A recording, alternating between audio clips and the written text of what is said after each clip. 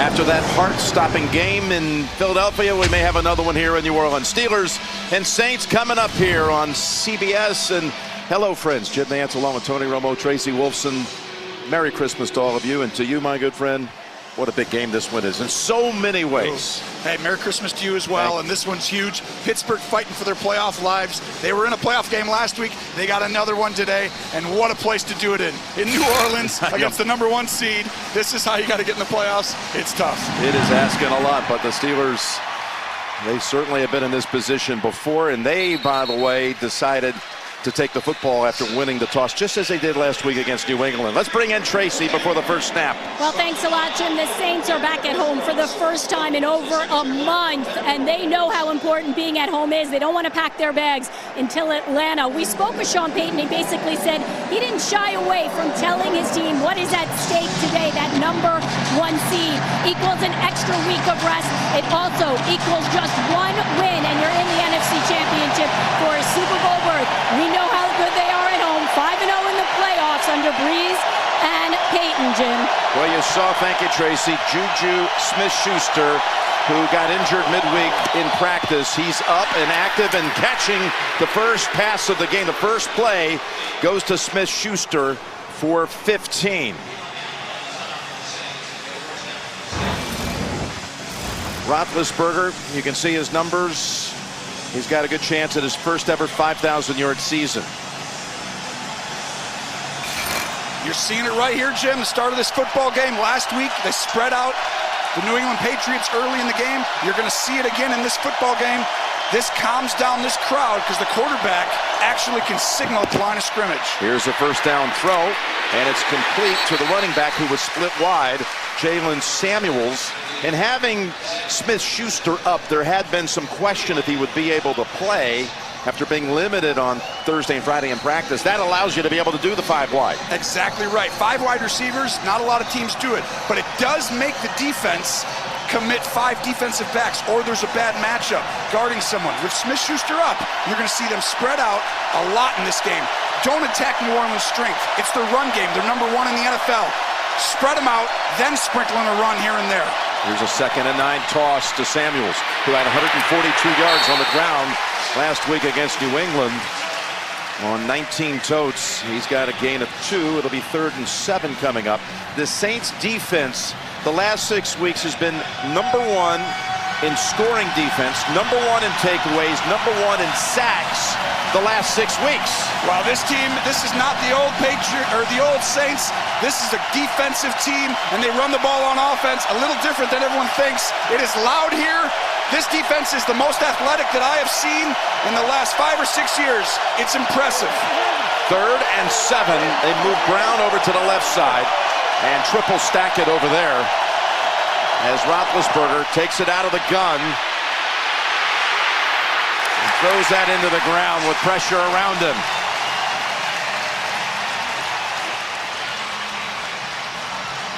So they pick up a first down on the first play of the game, the pass to Juju. But after that, the Saints defense locks them down, and Jordan Berry will come out to punt. It's why it's so important for New Orleans to get the #1 seed. If you have to go through this stadium, that defense flies around and they shut the run down, and that allows them to pressure, and they've got 2 really good guys inside. This is very, very tough task today for Pittsburgh to come in here and win this game. Tommy Lee Lewis is back as the returner, and this is sailing toward the end zone. Fly is a yard in for the touchback. Got a little too much of that, so 37-yard net on the punt, and Breeze and company will come out shortly. Well, there he is, the MVP candidate. It's probably going to be down to Breeze and Mahomes. And these last couple of weeks, even Drew admitting to us that they have not been playing up to their offensive standards. They put up 12 points in the win Monday night at Carolina. That's the fewest points in a win for the Saints franchise since back in 1998. But they've been on a 3-game road trip, and they haven't been home since November.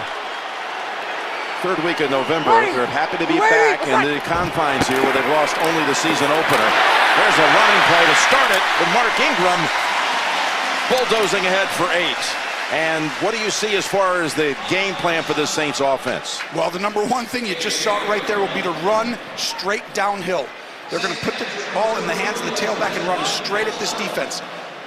Pittsburgh's too athletic on the edge. These outside linebackers, you don't want to toss it and bootleg. There's so many disruptive plays by these guys on the edge. Run it straight downhill and then quickly get the ball out of your hands in the passing game. If you do that, you neutralize this pressure that they bring constantly. Here's a 2nd and 2, and again they go with Ingram. And he's able to find his way through a tiny opening for a first down. The Steelers defense, well, last week they gave up a touchdown on the 3rd offensive play of the game for the Patriots, and after that they kept New England out of the end zone the rest of the way. It was one of the greatest schematic, I would say, coming into a game that I've seen Pittsburgh run. Mike Tomlin's fingerprints were all over that last week. He double-teamed Gronk. He took a page out of Belichick's playbook, but he also disguised their cover 2 and different things. It was really a fantastic job today. I'm anxious to see if he does the same thing with Michael Thomas and Kamara. Here's the first down throw as Breeze connects to Thomas, and Vince Williams rides him down, but it's a 13-yard pickup. Pressure off the edge. You'll see right here, Drew Brees. He sees it, and the ball's out. This is how you beat Pittsburgh. Drew Brees is great at getting the ball out of his hands quickly. Ryan Ramczyk, who's had an outstanding season, the right tackle out of Wisconsin, was matched up against his old Wisconsin teammate T.J. Watt, was dinged on this play. Here you see Watt and Ramczyk, good pals, teammates, both coming out of the same draft as first rounders. And Ramczyk, when we met with Coach Sean Payton on Friday, he went on and on about the year that Ramczyk's been having. Well, he played left tackle, right tackle. He thinks he belongs in the Pro Bowl. But, you know, it's hard when you're a right tackle to take a lot of left tackles. This will be big if he gets up here. The NFL on CBS is sponsored by T-Mobile. Whether you're home or away, T-Mobile has you covered. State Farm, here to help life go right. And by Kay Jewelers, for all the moments, for love, forever. The Saints have taken Ryan Ramczyk, the right tackle, into the blue tent, and they've shifted their offensive line around. Andrews Pete moves to right tackle. They brought in Will Clapp, number 64, put him at guard. And here's Breeze on the slant, able to find Thomas for the 2nd time. That's his 111th catch of a remarkable season. That's how you beat him right there. Get the ball out quick, and you see what's at stake today, Jim. So much. The Steelers trying to stay in the lead in the AFC North and hold Baltimore a half game back. They would do that with a win, stay on top, but with a loss, the Steelers would not be in the top 6 in the current playoff configuration. Of course, the Saints, again, their story, a win, and they lock up the 1. They lock up the home field for the NFC throughout. Here's Breen. That's actually Hill. That's Hill throwing it deep, and it's intercepted. Taysom Hill comes in and throws it right into the arms of Davis, who's going to run it out. That's Hill with a horse collar tackle. Josh Hill tackles Davis on the back of the pads. That'll be 15. And Hill, who comes in so many different lineups, tried to go for the deep strike to the end zone, and Davis comes up with it. He was looking for Ted Ginn, who had just come off of IR. It's a fantastic job playing the ball by Davis. And right here, when he intercepts this ball. After the interception, personal foul, horse collar tackle, New Orleans number 89. It's a 15-yard penalty. First down, Pittsburgh. Yeah, I didn't really see a big horse collar here. That's not a horse collar. He's just grabbing the jersey. It looked like it, though, because he pulled him. I tell you, when he pulled him from around the other side, too, that's a dangerous tackle any way you look at it. Either way you look at it. But it was Hill throwing the interception, and then Josh Hill flagged for 15 yards. Well, they thought they would get Pittsburgh to play the deep over, and they did. The problem was the ball was a little across the field and a hair short. Taysom just missed the mark. He had the guy getting open if he kept him outside. Just the 8th interception of the year for the Steelers. They had a big one last week by Hayden. This is the play that was so effective last week. Samuels gets 5 out of that. Gene Steratore, our rules aficionado, want to bring you in on that tackle a moment ago that was flagged. Yeah, Jim, not just inside the collar, but the nameplate as well. So that grasping right at that nameplate, which also forces that runner's knees to buckle, that's a safety issue, and it's a good call. Even though he's just below the name, that nameplate, and the way that that action happens, that's a good call for a horse collar. All right, Gene, 2nd and 5 back here for the Steelers. They go 5 wide. This is the formation, Tony, could be the difference maker today, you said. As Roethlisberger goes for the option to Switzer. And Zaloni shoves him out about a yard short of the first. Well, this is why I like going 5 wide. Not a lot of teams do it, because if you look, these are linebackers inside, at least one. Well, if you have a linebacker, there's nobody else on the field on offense who's not a receiver. You're going to play zone. And when Ben Roethlisberger and great quarterbacks see zone, that helps a lot. You've neutralized the defense. So to me, if you know what they're in defensively, let's get in this a lot more so I don't get surprised after the snap. It's 3rd and 2. Switzer lines up in the backfield. Roethlisberger drops the ball, sidearms it, and is able to complete it to Smith-Schuster for the first on a broken play, but a flag on the near side line of scrimmage. Well, usually when it's a run and you don't throw it right away on a run pass option, linemen get downfield sometimes.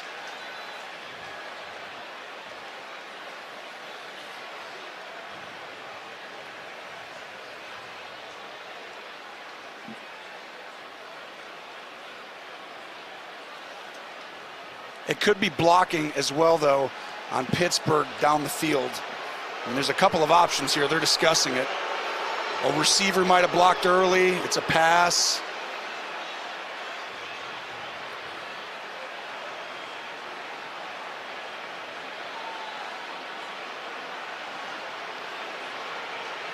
Steelers offense is already backed up a bit, expecting this going to go against them. Let's see from There's no Craig foul on the Wolstad. play for interference.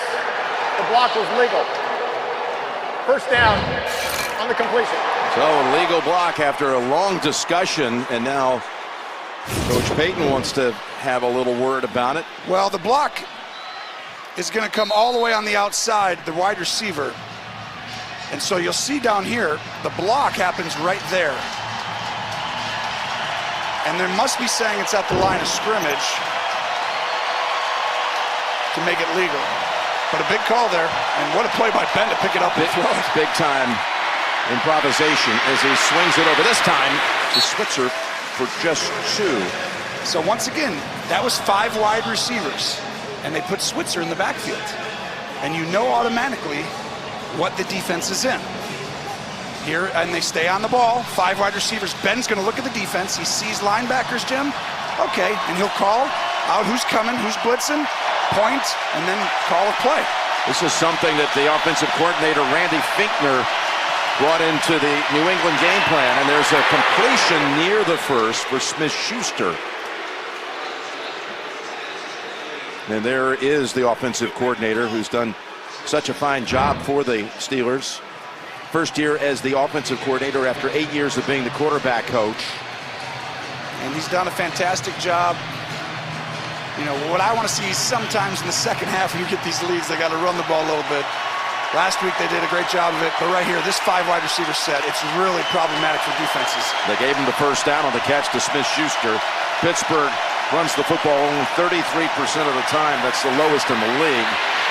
And Roethlisberger, he's going to run with it and try to hold off Rankins for a while, and he's able to pick up a good gain of about 5. And Rankins is playing outstanding football inside.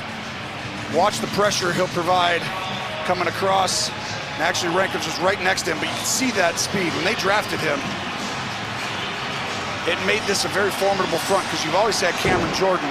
Now you add Rankins, who has 8 sacks from the D-tackle position. It's really tough going against these guys. 2nd and 5 at the 34.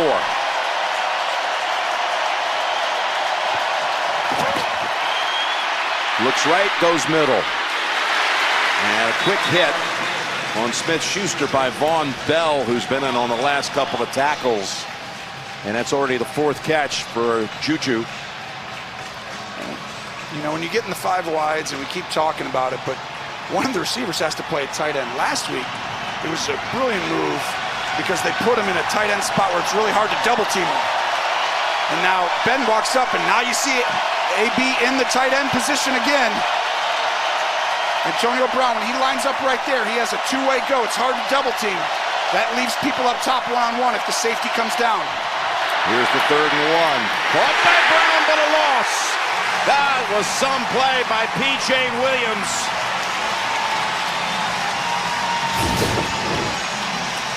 It's a screen pass to Brown, and P.J. Williams does a great job getting through and then making the play. And now you're going to see Chris Boswell come out. And this is an ongoing story of his issues in the kicking game. 12 total missed kicks. Only 11 out of 18. They're asking him to deliver from 49 yards. And the kick by Boswell is good. Into the net from 49. So they get 3 off the takeaway. That was huge. Come into the stadium, quiets the crowd down. Big drive. On what is a beautiful day down in New Orleans, we're indoors at the Mercedes-Benz Superdome. Boswell to kick off.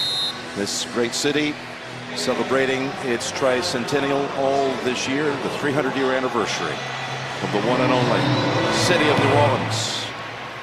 And Boswell is going to send that to the back of the end zone for the touchback. And tonight, 60 Minutes will explore a small island nation in the Mediterranean with a mythic past. What kind of history is it making today? You'll find out tonight. Plus, Running with the Wolves of Yellowstone. That's tonight on CBS.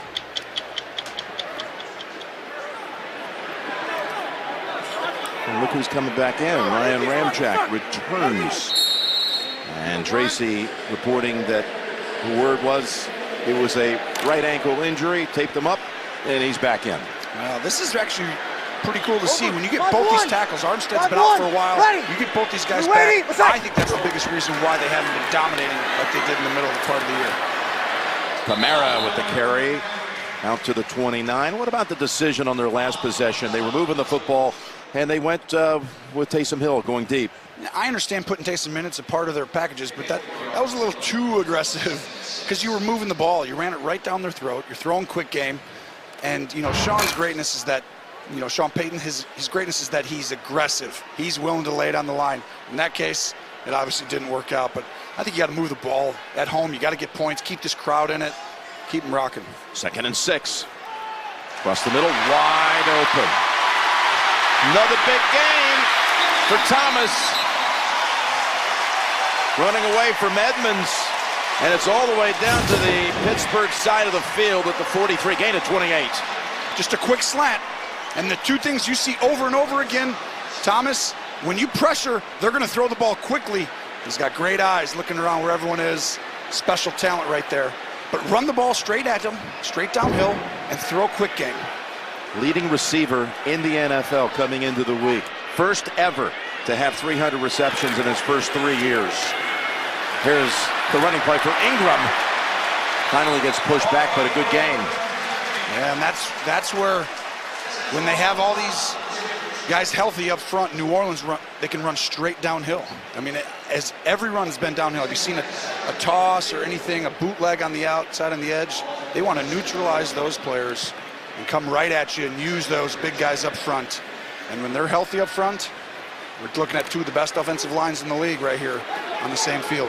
I'd like to welcome some of you just joining us. Second drive of the game for the Saints. They were intercepted. Taysom Hill coming in, throwing a pick, and led to a Steeler field goal as Brees' pass is knocked down by Cam Hayward, who had a hyperextended knee injury suffered against New England. But talking to Keith Butler down on the field before the game, he thought Cam would be playing at 100%. He made a play right there. And there is the defensive coordinator who played in the league 11 years as a linebacker with the Seattle Seahawks. A defense that has allowed only one 100-yard rusher the whole year, going against a run-dominant offense. We'll see what they can do today. Well, you see Taysom Hill on the bottom. That usually means a run of some kind. Ingram stacked up and denied. This was a great third down defense against the Patriots last week. Held them to only 3 out of 10 conversions. And now we got a fourth down coming up, 4th and 2, and the offense is still out there. Just the push. You can see Hayward right there push back into the backfield and not allow there to be any room. Now this is interesting. We're bringing an extra lineman in the game. And an extra tight end, too. Clap the extra lineman you saw. 4th and 1. Now timeout called by New Orleans.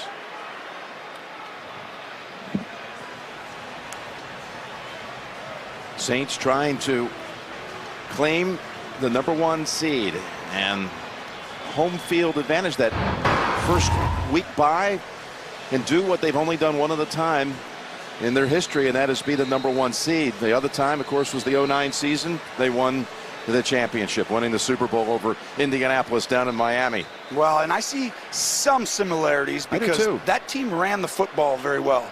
They were 6th in the NFL in rushing, and this year I think they're 3rd. And to me, that tells you a lot. In rush percentage right now, you know, they're the most. They rush 47% of the time. That's the most since 2000 in New Orleans. That helps the quarterback a lot. Here we go, big 4th and 1. It's a long one, too. Good 1.5 yards. They go empty. Looking for that favorable matchup. Now trying to improvise on his own. And Brees goes end zone, and it's incomplete, almost picked. But a flag is out. Hayden got a hand on it. But the flag is Hayden and Kamara were down there tangled for a moment. Just when it looked like the Steelers might take over on downs. But this is pass interference, which it will be. Defense number 23. Took the penalty from the end zone. The ball was placed for 1 yard. Automatic first We'll down. have the ball at the 1-yard line. Hayden on Kamara, and there's no help behind him, and he gets behind. Brees finally finds him. Is there a touch there? Ooh, this is... Where was that? Where? Oh, I don't see much of one there. Do you, Jim? I've maybe even never seen a less of a pass interference play in my life. Oh, my goodness. I mean, where is it? He's looking at... He called it from right underneath the goalpost. He was right there, but I don't see much there. Ingram. Left side and across for the touchdown.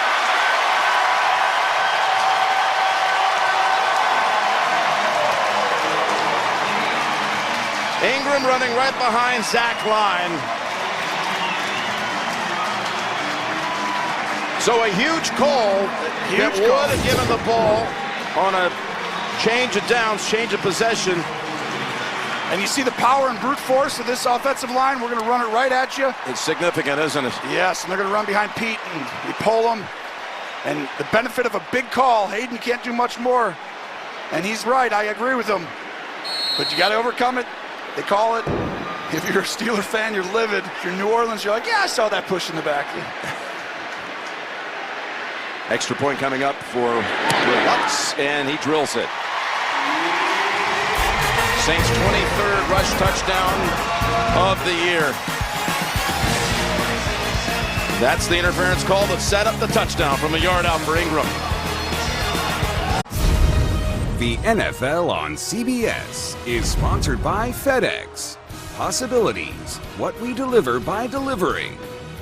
And by Geico. 15 minutes could save you 15% or more on car insurance.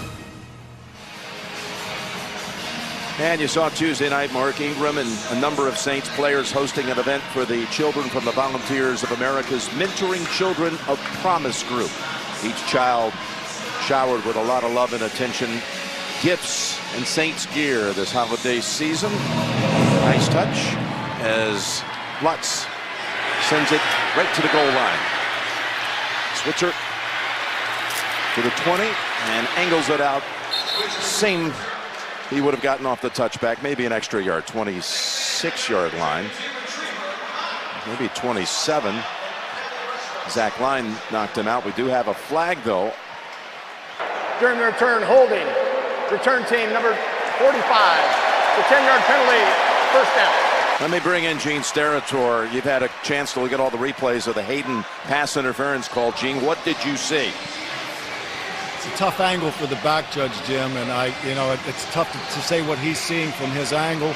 You would hope that maybe a deep wing official that is looking at that, although there is a little contact there, it doesn't seem to have a lot of a material effect on this play. The ball is relatively high as well. Maybe a little help from somebody downfield to talk to him.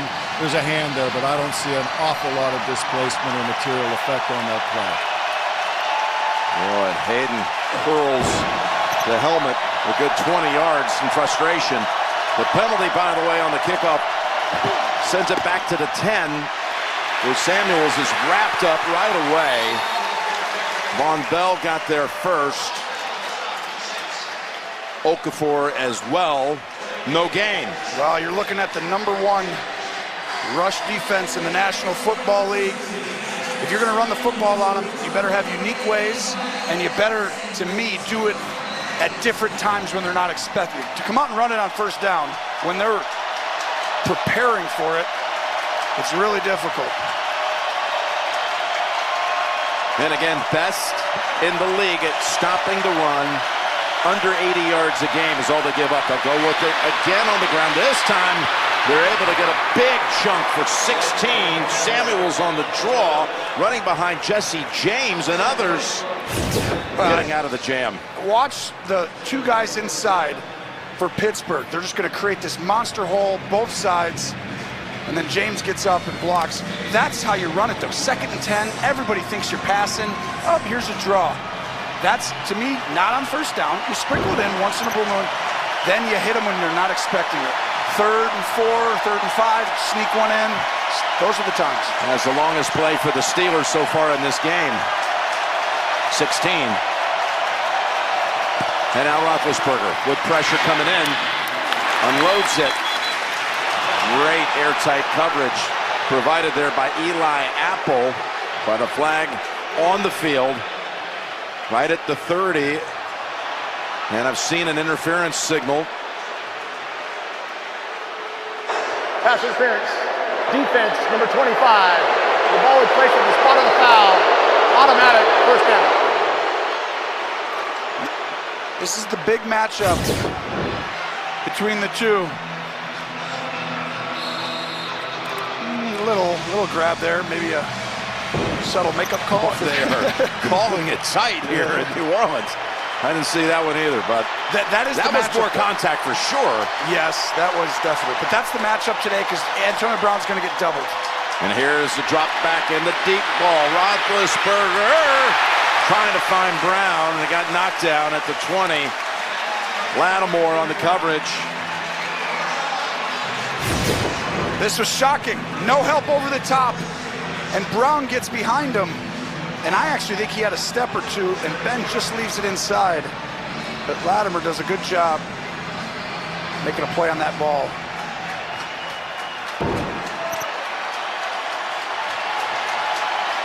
All right, now, you see how they spread them out here, Jim? But you got two tight ends in now. That way you can block. And one of those tight ends comes back, McDonald, to flank him. They fake the handoff to him, and they go over to Smith-Schuster, and he scoots ahead to about the 38, which will set up 3rd and 4.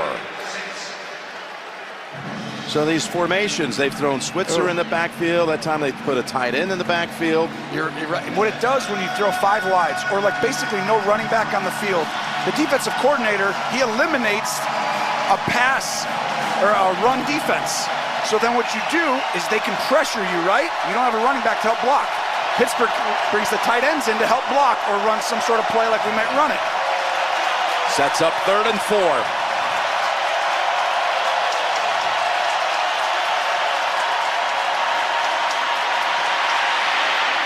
With time, wide open. It's McDonald. Oh, and he can deliver a stiff arm with the best of them. He didn't do it this time, but he got free in the secondary for a gain of 49. Eli Apple just falls down, and Roethlisberger makes him pay. This is one of the big things. McDonald just running a straight go route that you have to stop if you're New Orleans. The Steelers get the ball out right away, Jim. or Ben holds on to it and creates a big play. That's their offense in a lot of ways. What a And you first saw quarter. creating them right there. What a quarter, you're right. Aerial coverage of today's game provided by State Farm as we start the second quarter here in the Big Easy with the Steelers set up in the red zone where they have tremendous success on the season by percentage converting to touchdowns. Here's Roethlisberger going to the end zone, overthrowing the man who got him down there. Vance McDonald off the 49-yard pass play. Caught a touchdown last week against New England. McDonald's going to go up. Von Bell has to stay outside. He has help inside. He actually allows him to get a little room on the corner, but Ben had to let go of that ball. They brought in James Washington and line him up on the left side, coming off his finest game of his rookie year, number 13. Samuels, the running back. And they give it to him up the middle. And he's tumbled down after just a yard, collided with one of the Saints and maybe one of his own teammates. 3rd and 9 coming up. Yeah, they score touchdowns, Tony, in the red zone 77% of the time. Yeah, they do, because they can run it and throw it, and he just trips right over lineman. All right, let's see what they do. 3rd and 9. 4 wide. Samuel stays in the backfield.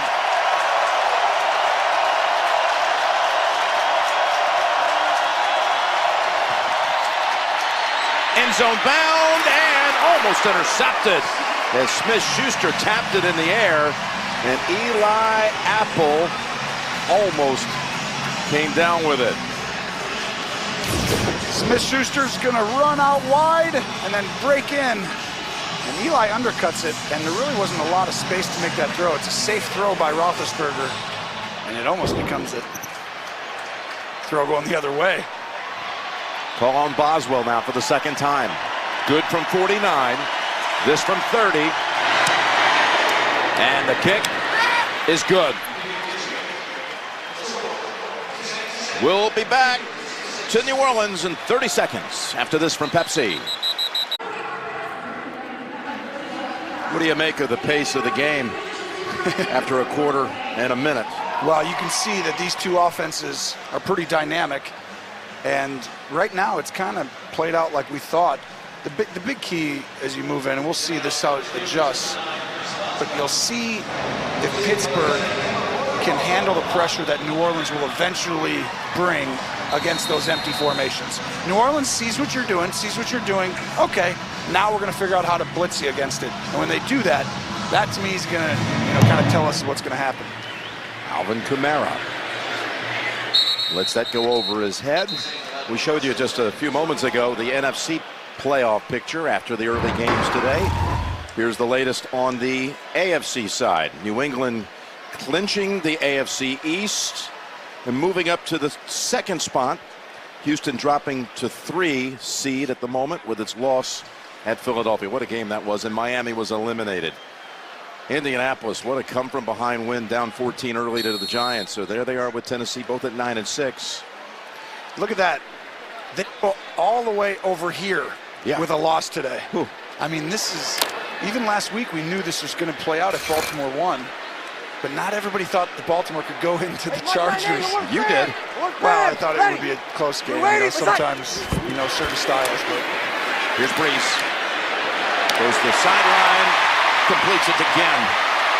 And Sensabaugh grabs him and throws him out. Baltimore, though, what a close to the season.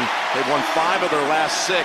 The only loss was the overtime loss against Kansas City at Arrowhead. You're not kidding. It's just a simple play fake. Kamara's going to come in, go out and help with pressure, find the guy, and Brees just feels that pocket and lets it go to the sideline. Simple route. And that's the speed again, though.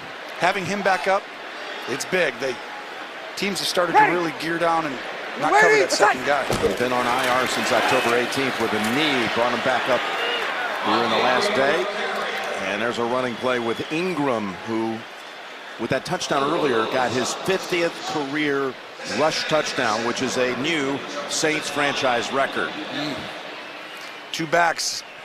The benefit of that is tremendous. And, you know, Kamara can come in and do a lot of the same stuff, but to have an Ingram to be able to switch out, it's a coach's dream, and Sean uses them uniquely and some ways very similarly as well. 2nd and 8. Kamara now comes in. Low snap. Breeze fields it. Incomplete. It'll be 3rd and 8 as they try to find Josh Hill. It's interesting, though, the 2 backs. You'll remember second game that we ever called together was New England at New Orleans last year, and they had 3 backs at the time. Yeah. with Adrian Peterson being the 3rd. And even Sean couldn't make that one work. What did we do with all this talent around here?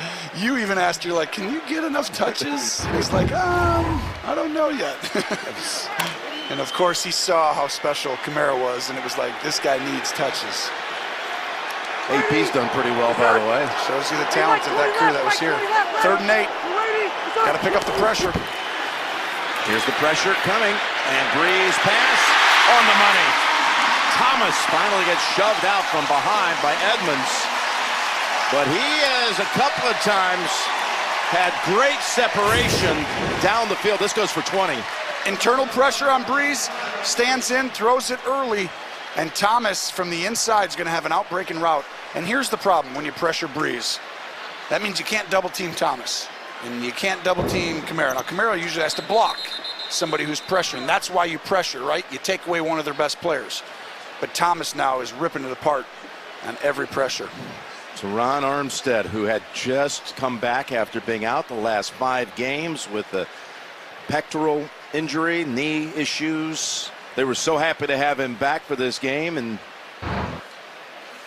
he's going to at least walk to the sideline for a moment.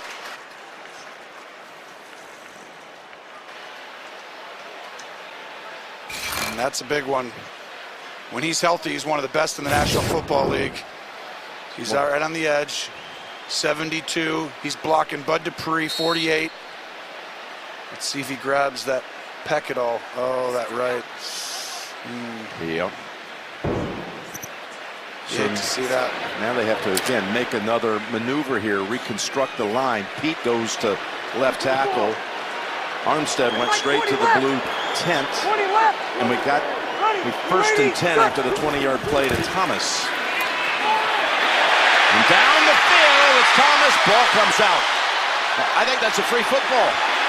It's picked up. Ruling on the field. That was Burnett who has the football at the end. Davis delivered the blow. They ruled it incomplete. I saw, yeah. Incomplete, Rolstead. Boy, they let him run it back for a while, though, didn't they? They did. And what a throw. Timer. Double move. Please reset the game clock. 11 minutes, 58 seconds. Let's see. Ball gets caught. Ooh. Sean Davis puts that helmet right on that ball perfectly. That's a close call. It is. I'm wondering if that gets challenged. Ready. We're waiting. It's on.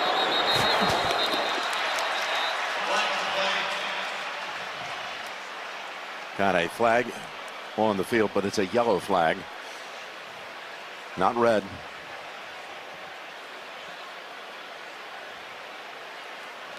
Red flag hasn't worked out too well for Coach Tomlin. I knew He's you were missed going his there. last There's no foul 10. for 12 men on the field. He's missed his last Pittsburgh 10 only has 11 challenges. players.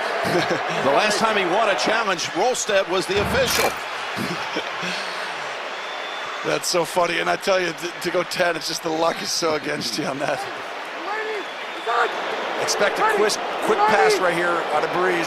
Looking at the defense, seeing what they're in. Now he's going to get up. Hey, do this, guys. Do this. I want this route. I looked at the defense. Hey, let's double sort. Double sort. Double sort. We're going to block the 2 edge rushers. McKenna low snap. But Breeze goes down the middle, and it gets knocked away by Burnett, and there's another flag. Watson, Benjamin Watson, was the target for Breeze.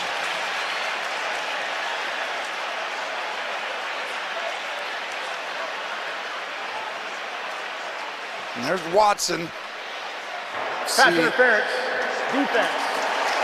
The ball is placed at the spot of the foul. Automatic. First down. Burnett just gets that Number back 42. arm around. Yeah, there's contact. He gets there early, and it's really a good defensive play if he would have just been a tenth of a second later, but it just got there early. And if you hit the guy before the ball, they're going to call that for sure every time. That is a 22-yard penalty against the Steelers. Setting up. We'll watch a play fake here, right to the middle maybe. Going to run it with Ingram. What did you see there, Tony? Gain of 3. Well, what you see when New Orleans, what they like to do is they like to send a extra lineman in. So that is an extra lineman. They don't put a tight end in that spot. When they do that, they're telling you, we're running the football. So they do it here. I think they're setting up a play action with that extra lineman. I think Sean wants to see what the defense is in. Okay, and I'm coming back to that. They bring in Taysom Hill. They split him up. Split him wide to the right. Kamara, the running back. On 2nd and 6.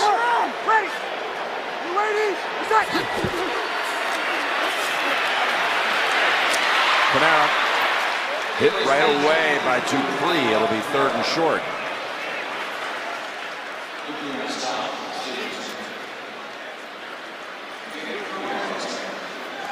Coach Payton hoping to get this offense back hitting on all cylinders after putting up only 50 points the last 3 weeks combined. Well, it's December football, and what happens across the league, you saw passing yards were down last week. Everyone wants to talk about offenses going on. Oh, you got Taysom in the backfield again. No. Breeze wide to the right. Kamara, the running back, 3rd and 2. Kamara breaking free, touchdown.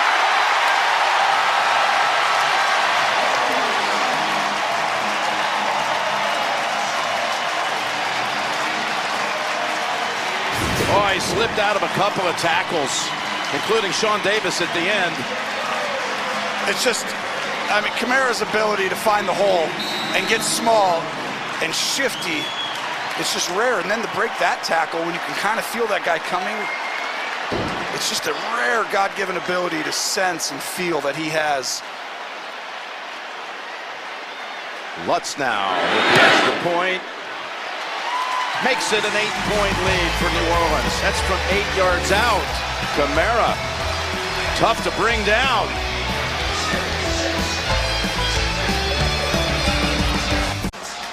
Including the 2 today on the ground. One by Ingram, the other by Kamara. The last 5 touchdowns for the Saints this season have been all via the rush. Well, that's why they really can separate themselves from some other teams. They can stop the run and they can run the football. And as you get into January, if you can do both, it's really hard, especially when you have to go to their stadium and they have a quarterback like Drew Brees. I mean, this is built to come out of the NFC. Let's go down to Tracy. Jim, if I'm correct, I think the first game you ever attended as a kid was in New Orleans, not at this stadium, but the old stadium, and how far you've come, as just recently you were inducted into the Sports Broadcasting Hall of Fame with 10 others, and I can say it was such an incredible night to be a part of, and we couldn't be more proud of you. You've been a great partner for us out here on the road and to CBS for almost 35 years. Congratulations, Jim. That's too nice. Thank you, Tracy. My goodness. Let's get back to this with Steelers at the 25 and out of the gun. Pass too high. We are definitely not getting back to that game and just bypassing that. Are you kidding me? You know, Sports Broadcasting Hall of Fame? Hey, it's all about being a part of a great team and working with wonderful people like you, and past and present, my CBS production family and my CBS technicians through the years. The family. And I love them so dearly. And I'll say this, because I know you're not going to toot your own horn, but there's not a more deserving or more talented person in this industry that I've ever come across or seen on television growing up than this guy. Oh, thank you, pal. He's as good a person as he is broadcaster. You're the best. You're wonderful to be sitting next to. Having a blast. 2nd and 10. As Roethlisberger scrambles, looks around, and Anzalone's going to throw him down. And the ball ends up in his hands. Well, they rule Ben down and a flag comes out.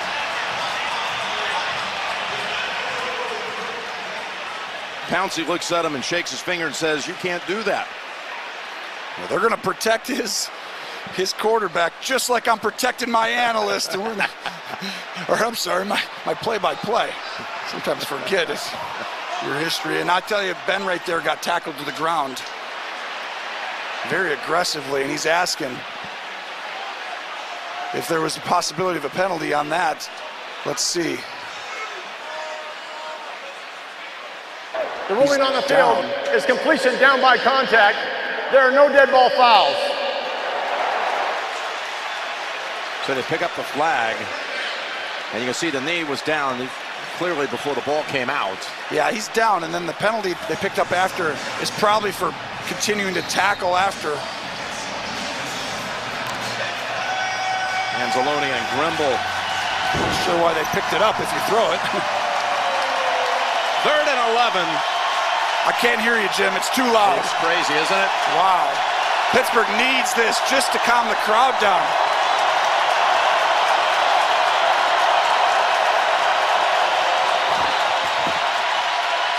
Pick up the blitz. Roethlisberger's pass. A little too high. Trying to connect with Antonio Brown, who's been held to only 1 catch so far that went for a loss of 1 yard. Well, they bring the pressure up the middle. Ben does a good job standing in, and it's great protection. But there's the route I wanted to see. Look at Latimer. He's got outside leverage. It's actually a double team. That's why he could stay outside and protect the sideline, because he had the safety inside help. Dennis Allen came up with a great plan right there to make it look like he was one-on-one, but he wasn't. So Barry, his first punt went for a touchdown. He traveled 57 yards. This one, not as much as far as distance, but a fair catch at the 34. 41-yard punt. Saints have the ball back with the lead at 14-6. The NFL on CBS is sponsored by Mercedes-Benz. The best or nothing. Microsoft Surface. And by the Home Depot. More saving, more doing. Yeah, we know all about this stuff right here. It's been quite a high-calorie week, let's put it that way, but I've enjoyed every second of it. As New Orleans... You've completely ruined me when I get home. My wife thought that I ate only salmon and nothing else, and now she knows. Good job. Not quite. First down throw, pulled down, breaking free for a moment. That is Kirkwood, who came up from the practice squad on week 10, has made some plays. He's a big target, the rookie out of Temple. Well, you see the pressure, and Breeze is shredding it. Kirkwood coming across the field. They block it up here and pick up the extra guys rushing. I think Pittsburgh's going to have to change the philosophy right now. Drew Brees is seeing where they're coming from, and he's getting the ball out of his hands accurately and quickly each time. And by the way, guess who's back? Teron Armstead has returned to left tackle, so both tackles get dinged. Didn't look good. They both come back. Look at Kamara go really deep. As the throw comes over to Josh Hill, and this is going to lose yardage, about 3, maybe 4. Well, we talked about beating the blitz, and sure enough, early in the football game, Drew sees it coming at him, fires it to Thomas on the sideline, easy 15. Sees it coming again, quick slant, ball out philosophy. They've been doing it over and over again, and to me, Pittsburgh, who's been pressuring all year, I just don't believe that's the way to counter this team. I think you got to just play man, rush your 4 guys, and just double the guys in key situations, Thomas and Kamara. First negative play of the game for the Saints, that last one. They set them back 4, 2nd and 14. But now they come in. Breeze, though, so quick on the release. Able to get it away to Thomas and pick up about, well, maybe regain what they had lost on the previous play. And there they were, 4-man rush, man-to-man, and a good adjustment right there by Tomlin and Keith Butler, and we'll see if that continues. That has to be the philosophy right now for Butler. If you're watching, It's time. This is too many drives right now. You've given up too many wide open Michael Thomas, a person there. Breeze just sees it too quickly. 3rd and 10. With Ingram in the backfield. They move him over into a slot. Steelers trying to bust across. Breeze directs and throws. And incomplete. Again, trying to somehow keep the feet in, make a diving catch is wide of the mark. And the Saints will punt for the first time with their long-time punter, Thomas Morstead. It was close, and it might have had a chance if he would have caught that right there, because his feet were right on that edge. Breeze threw that ball so early, he wanted him to turn around faster on that play. The second longest Saint by tenure behind Breeze. Morstead punts it and gets a beautiful bounce. Covered up beautifully, all the way down near the 5 by Hardy after a 48-yard punt perfectly executed. Well, just when we thought it was perfectly executed, it wasn't after all. There was a flag thrown well into that break as Hardy came in from out of bounds, was the first to touch it. So it's illegal touching, 5-yard mark off, and a punt again. Yeah, and that's, if the crazy thing is, if it's inside the 5, it's an actual touchback. But if it's at like the 6 or 7 where he was, you just get 5 yards. So Pittsburgh wants them to repunt it then. But if it would have been inside the 5, you just take it at the 20. He was definitely outside of it by just a fraction. So the punt hits at the 9, and it's even better in the end for the Saints. Oh, that's a... There was Hardy in the area to watch it and protect it just in case it took a kick toward the left. That's what a boot by Morstead. Oh, talk about the punt perfectly. I mean, let's land it at the 9 and bounce it to the 3. Amazing. Or 2. I mean, that's a fantastic pylon cam right there. Not really sure how that affected much, but I like it. I tell you, in the end, though, the Saints benefited by 5 yards. The old coffin corner kick, as it is. Got to watch it here. Pittsburgh, Jim, loves to take chances coming out. They like to get in these big formations. You almost have to run it, though, with this crowd, don't you?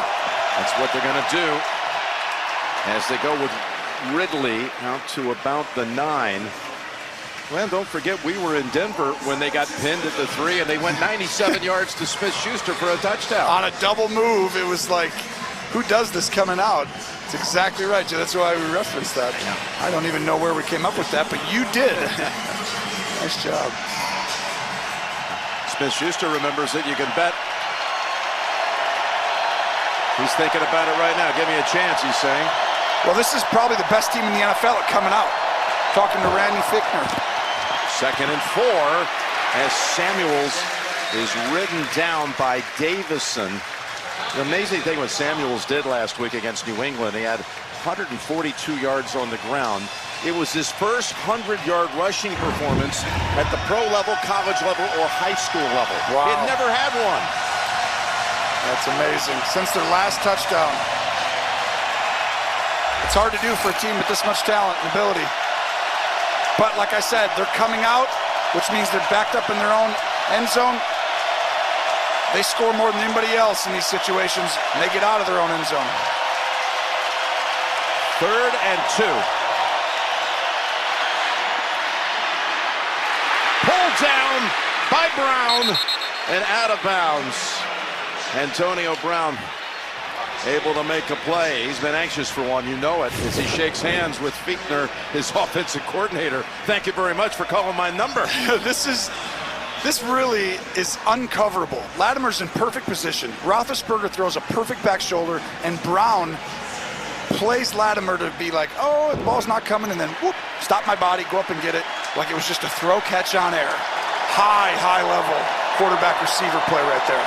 So they're able to work their way out of that jam, starting the drive back at the 3, and now looking downfield for Smith-Schuster, and it's out of bounds. Some serious air under that pass.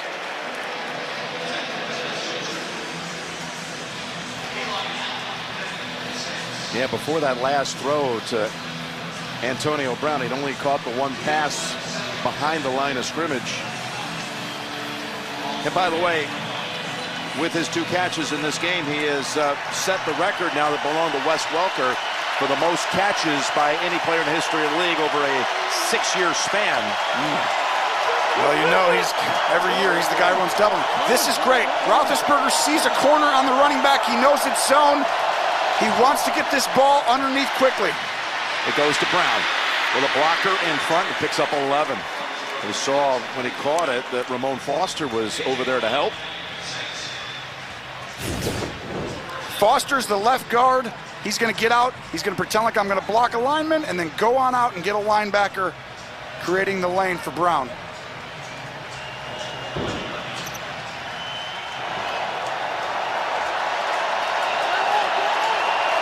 New set of downs at the 49.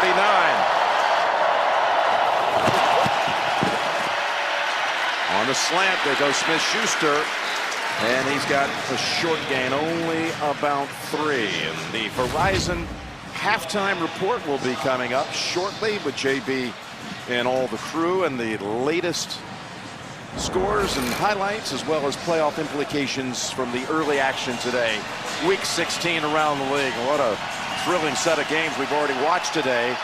The Giants-Colts game, that Houston-Philadelphia down to the wire finish, won by the Eagles. All that coming up, Verizon halftime report. 2nd and 7.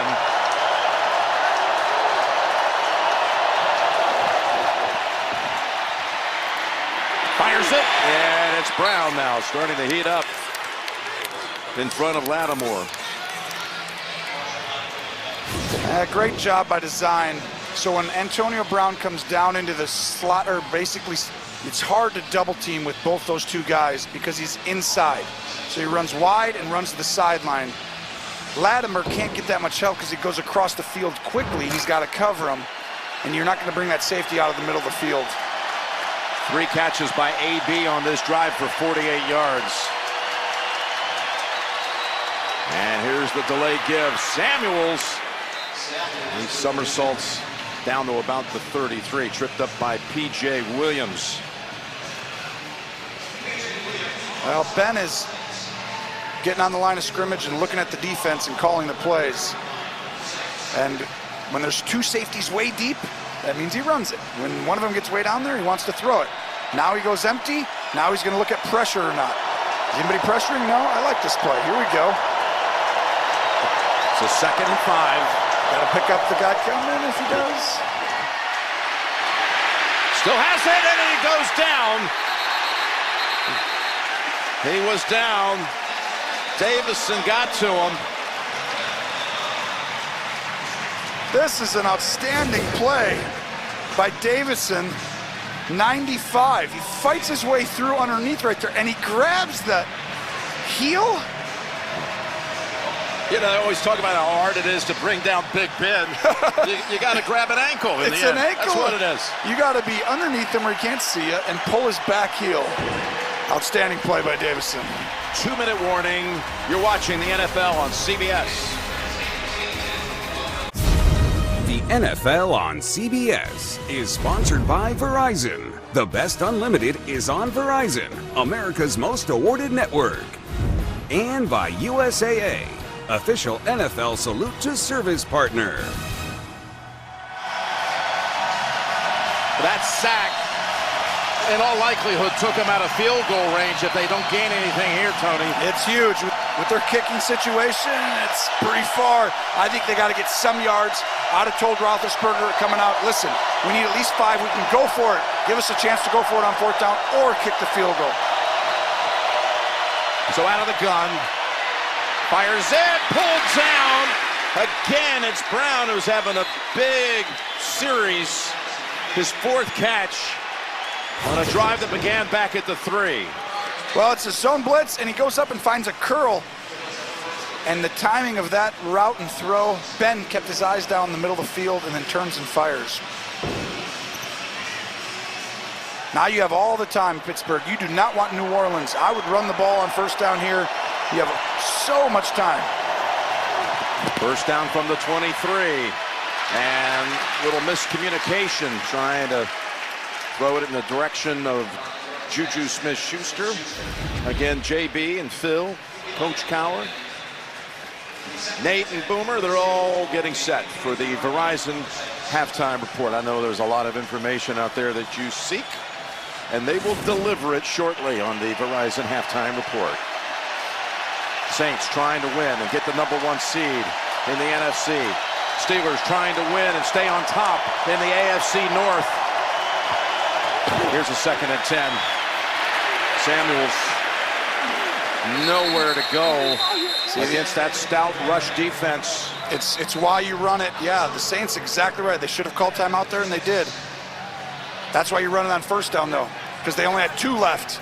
You got to make them use it either right away. Well done by the Saints. All right, coming out of the timeout, called by the Saints. The Steelers have a 3rd and 9. They've kept the football now for 5.5 minutes on this drive.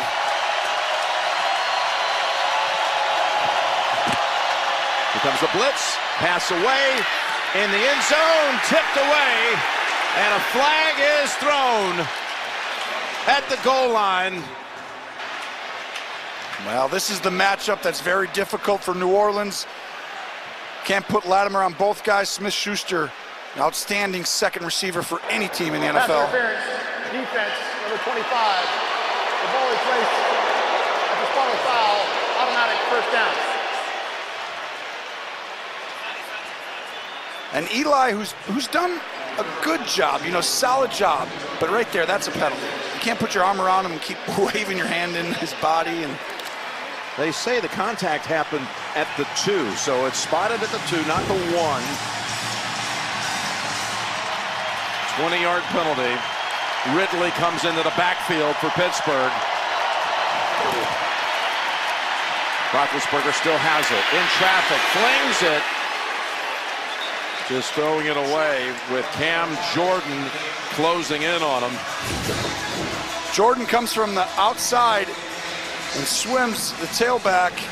Ridley and just unloads. That's some hit. Ben right there. Yeah, Ben just 2 weeks removed from bruised ribs out in Oakland. They're bruised again. Well, no question. 2nd and goal. Again, Ridley is the running back. Oh, Roethlisberger falling on the handoff and able to keep it clean on the exchange. I'm And surprised. Jordan takes the tackle. I'm surprised. You see Ben's foot. Watch his foot coming out from center right there. It always happens. The guard right next to you. Could be DeCastro. Yes, DeCastro right there. And he does a great job protecting the football. But I'm surprised the Saints didn't call timeout.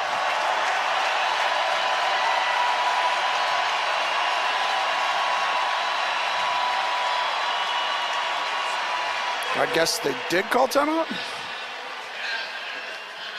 It's a timeout because of an injured player. All right.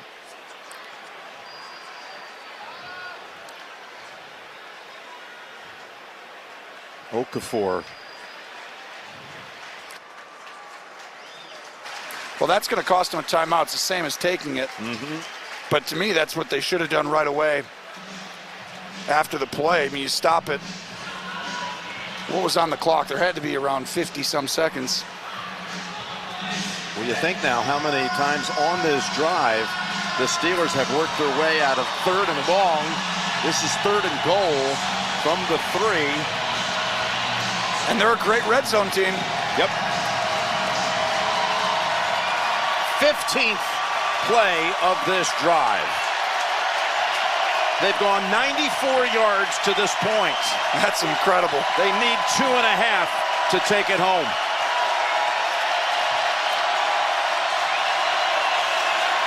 Roethlisberger swings it over, wide open.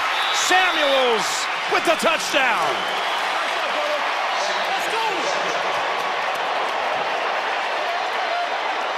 This is a complete miscommunication by New Orleans. A fantastic play design. By the way, they're going for 2. But if you look to the right, no one's covering Samuels. There's not a lot of defenses that completely vacate a side of the field and don't cover someone in man.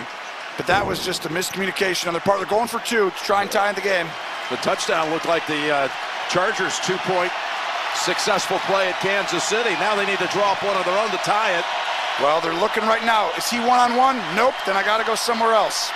Quick pass caught, and they are able to take it home with Eli Rogers for the 2. And this game is tied at 14 with 40 seconds to go in the first half. We'll be back in 30 seconds after this from Progressive Insurance.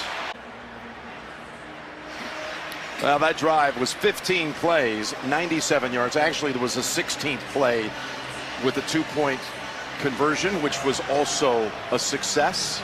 And suddenly, the game is all square. Remember yesterday talking to Randy Fichtner, the offensive coordinator, we kind of mentioned this a little earlier.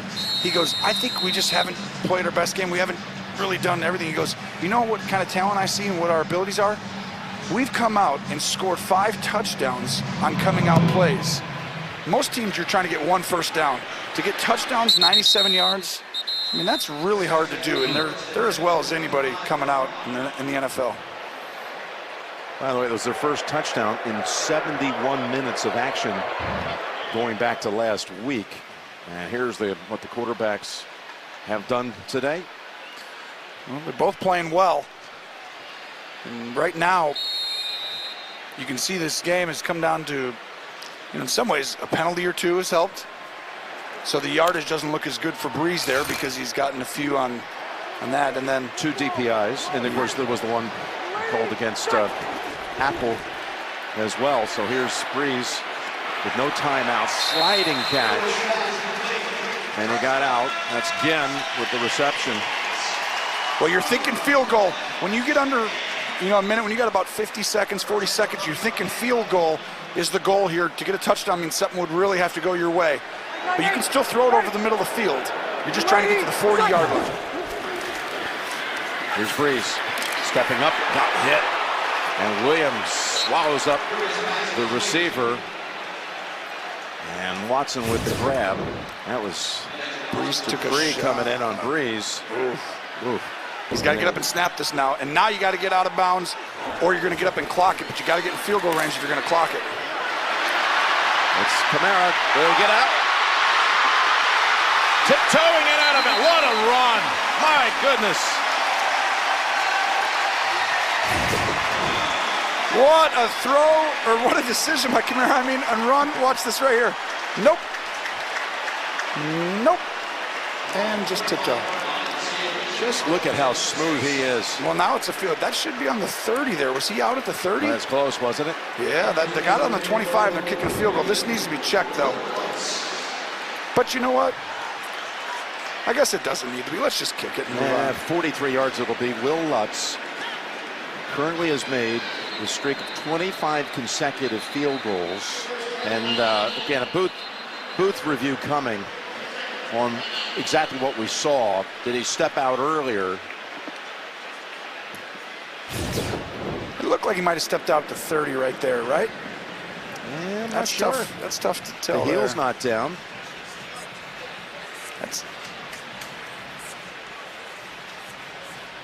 See if we can tell from this angle. The previous play is under review. Can't tell there. It's awfully close.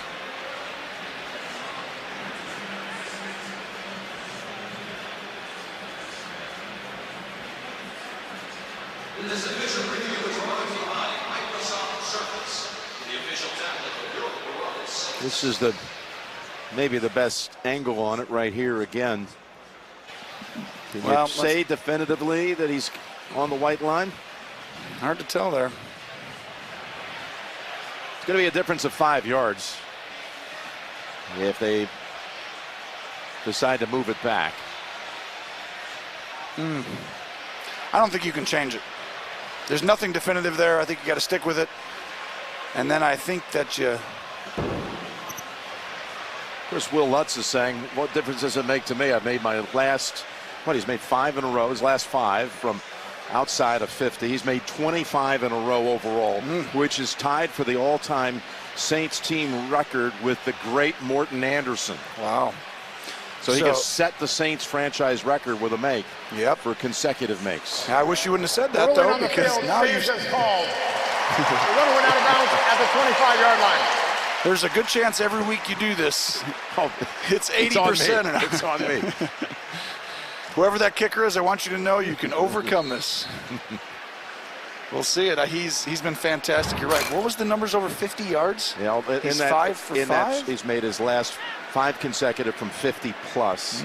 And last 25 overall. This from 43.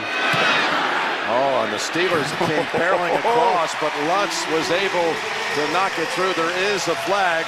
This might be like the end of the Steelers-Chargers game where the Steelers were offsides a couple of times at the end. This time, though, there was 4 of them offsides. Yeah. That game, there was only 1. They're just going to decline this if you're New Orleans. No reason, obviously, to... Offside. Defense, number 23. The field goal is good.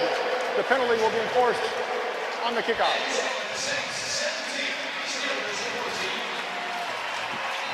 Well, that's a half. 2 teams both playing high-level football.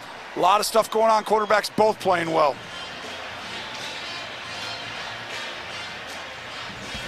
Well, here's a little look back at a Super Bowl that took place right here in New Orleans. Super Bowl IX, Tulane Stadium.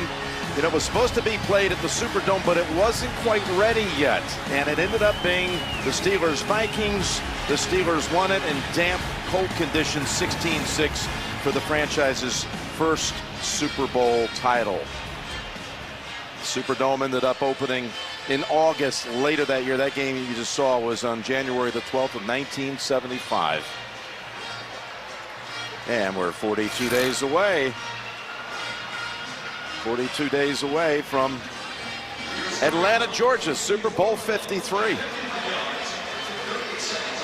It's going to be a big one, I tell you, with all these teams. There's a lot of teams who can get there, though, aren't there? It's tough to go through New Orleans, but you look at that AFC side. It is wide open. It's wide open. More than most years, you know, with New England showing signs, you know, that it's just not quite going to be as easy for them. Although they moved up to the 2 line today with their win and Houston's loss.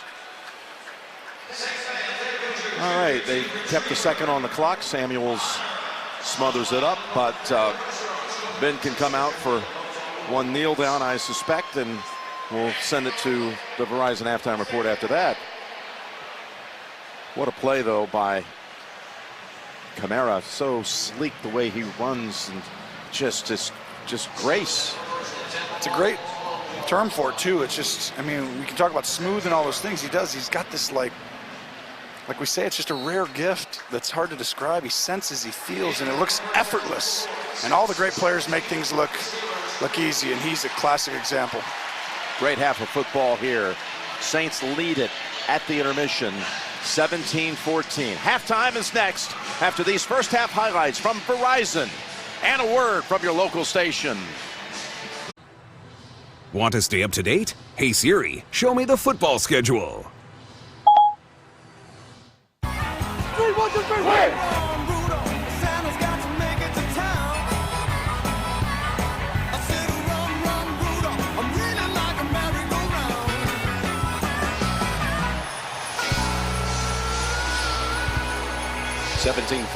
The Lutz field goal with a couple of seconds to go gives the Saints the lead heading to the second half. Jim Nance, Tony Romo, Tracy Wolfson down on the field. Saints get the football to start the second half. Yeah, and I think, like we said at the end of the first half, I think Pittsburgh needs to not blitz anymore. I think it's time now to actually say, let's rush 4 guys, make these guys beat us slowly up and down the field. And, you know, really New Orleans just needs to keep running the ball. And then I think once they see that Pittsburgh does that, you got to take shots down the field then. You're not going to just matriculate down the field slowly when they're rushing 4. Where's that matriculate down the field comment? First came into football lexicon right here in New Orleans. Super Bowl IV, Hank Stram was Mike for that game. Chiefs against the Vikings. Let's go down to Tracy. Let's matriculate down to the sideline. Thanks a lot, Jim. I spoke with Mike Tomlin at halftime. He was pleased with that final touchdown drive. He said if they can continue to do that, it will take the environment out of the equation. Penalties frustrating. They need to play a cleaner game. And defensively, I did ask him, will he continue to pressure? He said, we will pressure some and we'll cover some. We'll just continue to mix it up. Jim? All right, and speaking of Super Bowl winning coaches, both of these, of course, have won the ring. 2 of the 7 active NFL head coaches with Super Bowl titles. Ready. And Blue 80, beside. Breeze takes the first snap, second half, gives it right away to Ingram for a loss of 1, busting across to it with the tackle. First half yardage was pretty even half all the way around, except time of possession was so much put together by Pittsburgh on that 97-yard drive. As far as time and performance, total yards was 194, 190 Steelers. And that calmed the crowd down on that drive. When you have a big drive that lasts a long time, you can really take the energy out of a stadium, and that's what Pittsburgh. They got to get off to a good start here in the second half. Just like the first half. Over to Kamara, and look at him again. Slip right past the tackler and race down the sideline. He just turns on the afterburners when he senses or feels someone's right around him, ready to make a tackle. He could turn it up a notch like he did right here. Sean Davis has Kamara, and he tries to hide on Breeze. He's like, I don't have him. Breeze says, you're in the wrong position.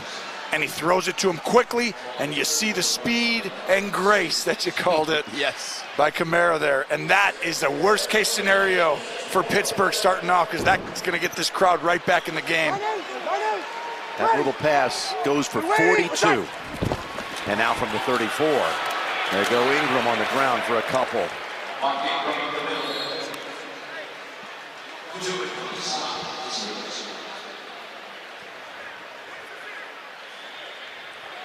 What a powerful tandem you got here. A 1-2 punch, each finding the end zone already in this game.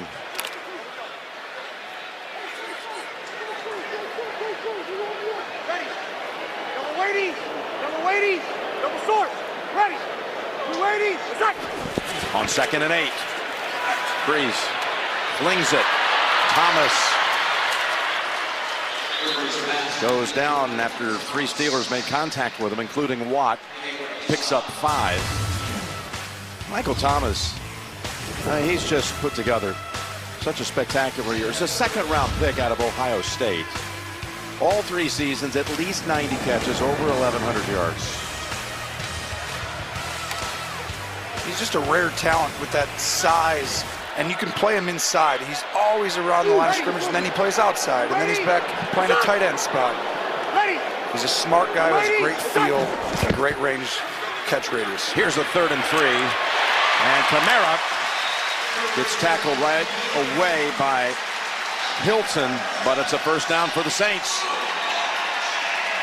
It's an old staple of Ernie Zampese. They call it the Zampese route, which means a route runner, whether it's a receiver or running back, is going to go whoop and then come right back underneath. And so the receiver gets to go, I'm running out wide. And then the defensive guy goes, I'm going to go cover you. And you come right back underneath him, and the quarterback throws it. It's like a little slant, but you make him feel outside first. The Zampese. The Zampese. Right here in the Big Easy. And it goes for a first. It wasn't really that much for Breeze to have to do to complete that one and move the chains. And now, ball tipped up in the air. And look at Breeze. Watch what he does here to prevent the interception. That was going to get picked. 100%. That ball was falling right into the lap. And watch the heady play, because it's going to fall into Hilton's lap. There's Hilton right there. He's going to go catch it, and Breeze goes right in there and hits it down. You can see just his brain, how fast it works through progressions and everything, and you see it right there. Go and get that ball and saving a turnover. 15 completions and 1 pass defensed by Breeze, who splits out wide as Taysom Hill comes in. Count the numbers in the box. There's 5 rushers. If there's 5 guys, they're going to run this ball. They go, oh, now comes, they got him. Kamara met by Vince Williams. Did you see how Pittsburgh sent Closed those guys in at the last moment, yes. They're like, okay, go ahead and call your play. We got 5 guys here. You got 5 linemen. And we know you're going to run the ball. And then wham, here comes the 2 outside rushers right after they make their play call.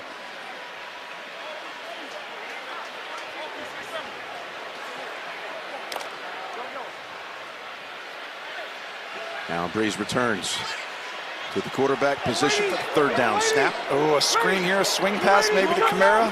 He's already worked on this drive once. Chased by Burnett, and Thomas able to keep his footing for the first down.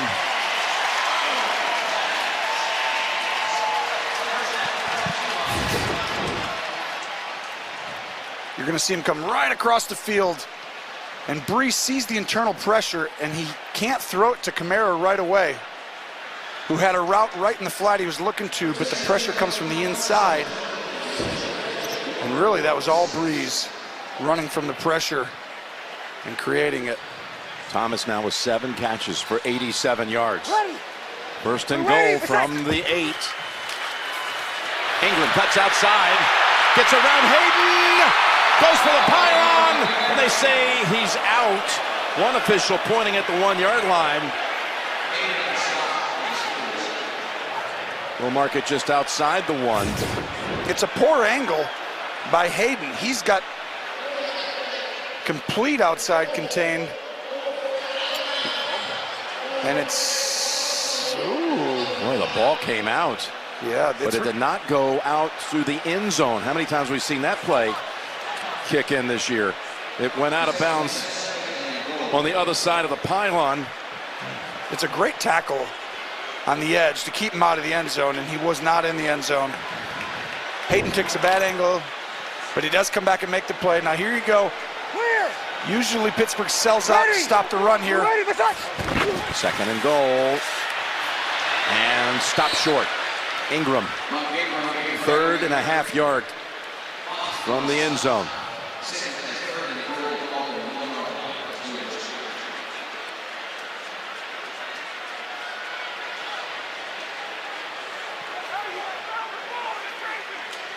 Thomas coming back in. Kamara's coming in. Yeah, the formation, I'm like, are they going to try and spread them out from the 1, or are they going to stick with the big guys? And actually, look where they marked it. They marked it outside of the 1. I thought they were about halfway.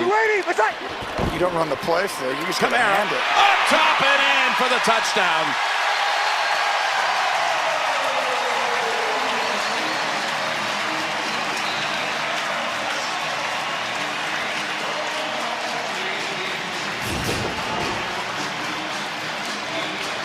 Kamara just leaping, you said, over the top, and he's got that ability to do, look at that.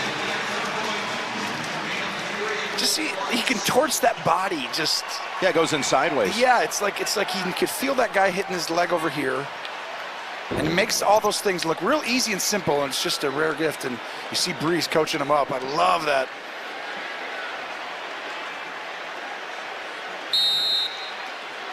What a drive to open up the second half. Now you're going to hear this crowd when Pittsburgh comes back in this game. That's why that Kamara big play on the sideline.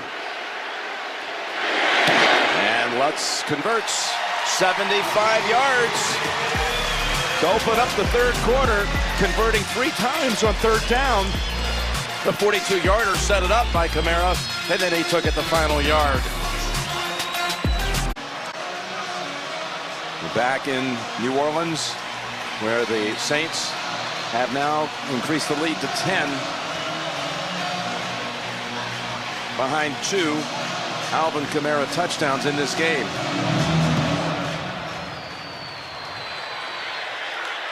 And this will not be run back. Tracy, down to you. Well, thanks a lot, Jim. Former Saints star Steve Gleason was given the highest civilian honor this week when he was awarded the Congressional Gold Medal. Gleason was diagnosed with ALS in 2011, has been such an advocate for those with the disease. He's inspired so many, raised millions of dollars for research. He issued a statement after learning of the nomination, said, "I am honored and accept the gold medal for all the families who have been diagnosed with ALS, as well as anyone struggling to overcome life's inevitable adversities." He's an American hero. What a wonderful thing to see him be awarded that congressional medal as the pass is caught by Smith-Schuster, and he's able to race out of a couple of tackles and pick up about 15. They got to check, though. A penalty marker is down on the far side. By the way, Gleason becomes the first football player, the first NFL player to ever get the Congressional Gold Medal, and just the 8th individual athlete to be honored. I can tell you there. Ineligible man downfield. Offense number 53. It's a 5-yard penalty. Replay. First down. Timer, please reset the game clock to 9 minutes, 3 seconds. And there are the athletes to receive the Congressional Gold Medal. Jack Nicklaus, the most recent athlete to get it, just a couple of years back. Roberto Clemente, Joe Lewis, Jesse Owens, Jackie Robinson, Byron Nelson, Arnie and Jack, and now Steve Gleason. The first recipient ever, by the way, was George Washington. Only been 150, roughly, ever to be recognized. And now here's Roethlisberger getting away from the heat and finding again Smith-Schuster. Somehow he bounces off of 2 hits and picks up another 12. Just a fantastic job, Roethlisberger. But watch right here in the middle. Smith-Schuster's going to get a pop-out defensive tackle. And when he does, he sees Davidson. He's got to move around. And then Roethlisberger finds him. And that's really what you're having to stop right now, is the extra time plays that Roethlisberger's creating. This is why the empty sets, the spread out sets, and now we're into the 5 wide receiver set with Switzer in the backfield. It's just hard. It's a 2nd and 3. They fake to Switzer. And now Roethlisberger plants the feet and fires. And again, Smith-Schuster.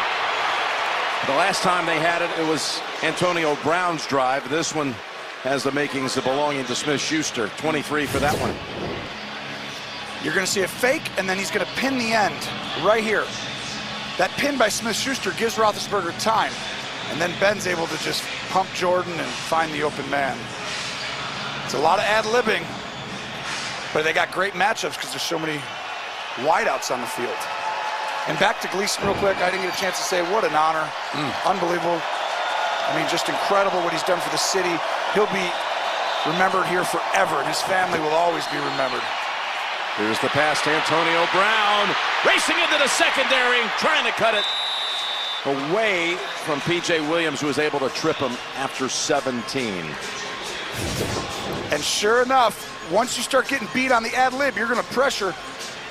And New Orleans decides to come after Ben, and that's right when you hit him with a screen. Perfectly timed. Gives you pause as a D coordinator, doesn't it? For Dennis Allen, it's like I pressure once, and it's a screen play, of course. Don't forget, the last time they had the football, they drove 97 yards for a touchdown. And now they're on the move again. Here we go, you're right. And this offense is starting to find its rhythm. That 5 wides last week, you started to see it a little bit. They're finding an identity. From the 28. And that pass thrown in the area of Antonio Brown. There was good pressure applied. Yeah, and the pressure was huge because Rodgers had a touchdown. He became wide open right after. But Cam Jordan got that pressure. And he's been in on a couple of plays. Of course, he was in the news a little bit this week with some remarks that were not so flattering about Ben Roethlisberger, saying that he didn't think he was one of the top 5 quarterbacks of his era. Didn't think he was a Hall of Famer, basically, is the short of it. Well, he's wrong. He's way wrong. Ben is a Hall of Famer, and he's going to go down as, obviously an incredible quarterback in this sport. He wants one more Super Bowl. That's what he said yesterday, and he's got a shot to do it if they can get in the playoffs this year. There's a completion for a first down to Antonio Brown. So we asked Roethlisberger last night, as you see this pass on the mark. Just a simple curl route right in front of Latimer's zone coverage. And what were you saying then?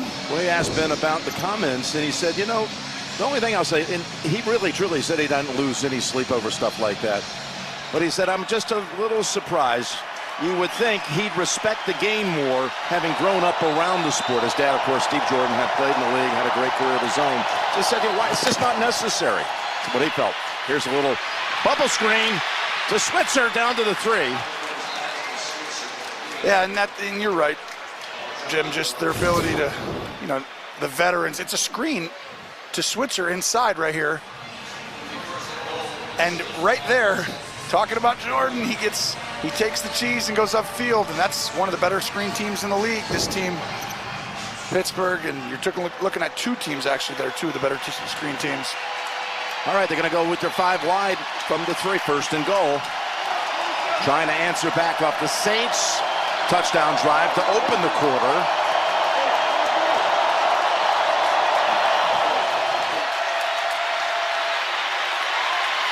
Back in the end zone, and that's off of one hand of Antonio Brown. Well, this is a really interesting coverage that I haven't seen a lot. You look at the safety in the corner, you're like, okay, he's going to double team. But watch when Brown goes inside. He passes him off. And now the safety has to cover him. And now Banjo has to run with him. And Ben just missed him. He was open. He ran right past him. I'd come right back to this same type of thing and be like, you want to keep doing that, we'll put Antonio Brown on your safety. Second and goal. Browns line up on the right side. Roethlisberger floats it and threw it away from all the pressure. McDonald was in the area. Outstanding job by New Orleans, creating the pressure, making Ben move out of the pocket, and also plastering, they call it, the receivers. They truly doubled Antonio on that play, and they truly plastered, which means they were on top of him, up into them, holding them almost right on the leverage side that they needed the whole time. Third and goal, monster play. This crowd's going to be loud. Ben he's got a signal. He doesn't know what the route is. That's Hayward Bay, and Samuels is on the field. Roethlisberger in zone and caught by Brown for the touchdown.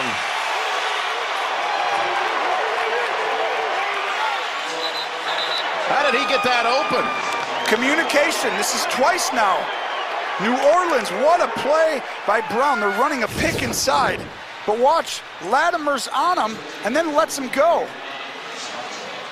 P.J. Williams is covering Smith-Schuster inside, and it's a pick play, and they're using Brown to pick for him. The problem is P.J. Williams has to communicate with Latimer and vice versa. One of them is wrong. Extra point by Boswell. So touchdown drives for each side. Brown with his 14th touchdown reception of the season, and now reestablishing a team record with 14. The NFL on CBS is sponsored by Pepsi, the official soft drink of the NFL. The unexpected energy of ExxonMobil. And by AT&T. More for your thing. That's our thing. Yes, some of the great images inside the dome here in New Orleans. What a game. Saints leading at 24-21 as Boswell earns another touchback. Kamara, though, having a huge day, Tony, with a couple of touchdowns. Well, he's a matchup nightmare, and if you're not in your position, Sean Davis trying to hide from Breeze, but he knows the leverage instantly. And then you see here, it's like, okay, get outside, you got to sprint and run that time, Davis, and that time he didn't want to get beat outside, so he cuts right back under. This is what makes it difficult. Sean Payton's ability to get these guys in space, it's rare. He's got a special knack for this, and it's you give him talent like that, you're going to see a dynamic offense. Like 2-8 left, 2-8 left. Ready. 280, set. Out of the open. And that's going to be good for a first down. Tre'Quan Smith, the rookie, who got quiet late in the year. AFC playoff picture again. Kansas City at Seattle tonight. And New England, with its win over Buffalo, moves up to the 2. Houston drops back to the 3. And there's Pittsburgh. Again, if the Steelers lose, they move out of the top 6, and Baltimore moves up to the 4. A win here, and they stay in front of the Ravens in the AFC North. Pull down. So what you're saying is it's a big game. Yeah. Okay. Blue 80, what's that? And they get to him for the first time today. Cam Hayward and T.J. Watt. You see, just coverage on the outside is good, but ultimately it's the pressure up front. Brees had to throw this ball, and he didn't have time. It's an extra lineman, and Watt comes in and takes care of it really by himself. Hayward inside, but Watt goes right around Platt for the sack. So they give it to Watt. He's now got 12 on the season. 5-0, ready. Blue 80, what's that? 2nd and 16. Ball's out, incomplete. Hayden scoops it up anyway. That was Watt who delivered the blow on Ingram. And he's slow to get to his feet. Well, and I like the defensive call by Pittsburgh, just a 3-man rush. So Brees goes through all the progressions. He's like, I got to throw to the back. Just a rally tackle, and I don't think it was a catch either. I don't think he possessed it yet and made a football move. No, bang, bang play. He's up moving around, though. Looks like he's running the sideline, and Watt. What, back-to-back plays he's made? Back to back.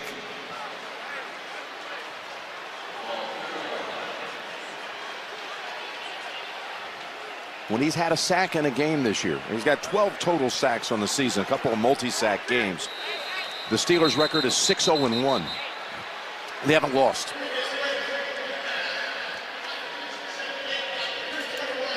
The play clock on my signal. Resetting the clock here late in the 3rd. We showed you the AFC playoff picture. The Saints, it's a little simpler. A win, and they're the 1. And they could go into next week and they could rest their starters against Carolina. And that's, we talked about it at the opening, coming through New Orleans, the toughest place, you know, to have to go through. You could give Seattle, they'd be up there, obviously. Every team has a home field advantage, but New Orleans is just drastic. For the way the style that they play, their team, the way it's built this year, too, it's just, it's going to be very difficult. This is a game that Sean Payton stressed to his team not to take lightly. They're on him again. And a second sack in 3 plays. Tuitt and Dupree. People are open, but Tuitt, the interior of the pressure, watch the middle of the pocket right here, just gets pushed right back by Tuitt. I mean, just pushing the center guard right back into his lap, and people were open there. If Brees would have had time, he was going to have an option. Did they make any adjustments defensively to get that kind of pressure on those 2 plays? Well, yeah, they stopped blitzing so he could get his ball out of his hand. They've only pressured once, I want to say, so far in this half, and it's really working other than a play. Drew Brees trying to check out what happened. Aerial coverage of today's game is provided by State Farm. Back here with our producer, Jim Rickoff, along with Ryan Galvin, our director, Mike Arnaud, as they know him around here, or Mike Arnold in other parts. That was a reference to our dinner. Yes. Last night. It's not a dinner, a feast. It was fantastic. 1st and 10. Directing and firing and completing to Antonio Brown all the way down to the New Orleans 40. Straight cover 2, which means the corners are in the flat, safeties are high, and once you give Roethlisberger that much time, Ben's going to tell the receiver what to do. Come on back. And then he fires that ball to Antonio Brown. The ad-libbing that Roethlisberger's doing is carrying them on the road right now. It's really impressive, and he keeps doing it. Hard not to make a mistake at some point if you do that the whole football game. We'll see how that plays out. First down, lobs it. Smith-Schuster. Switzer up there throwing a block, and they're back inside the red zone in a hurry, too. 26 to Brown, then 20 to Juju.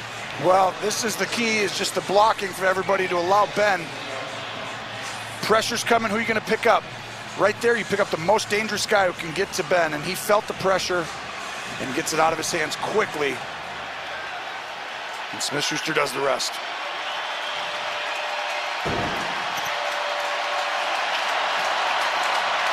This is surprising. New Orleans is struggling to stop somebody. I mean, this doesn't happen at home very often.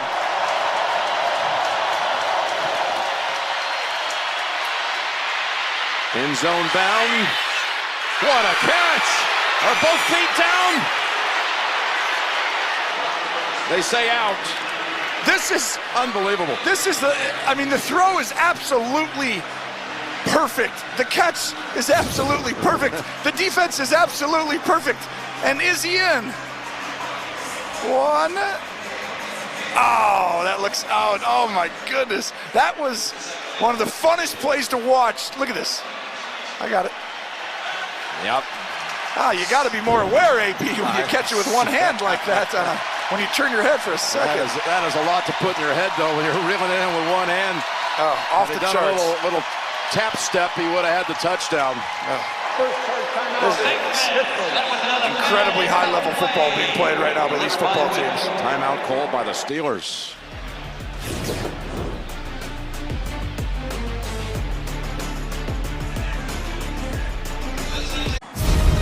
The NFL on CBS is sponsored by Walmart.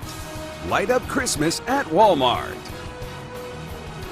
And by Progressive Insurance, handing off big savings to you.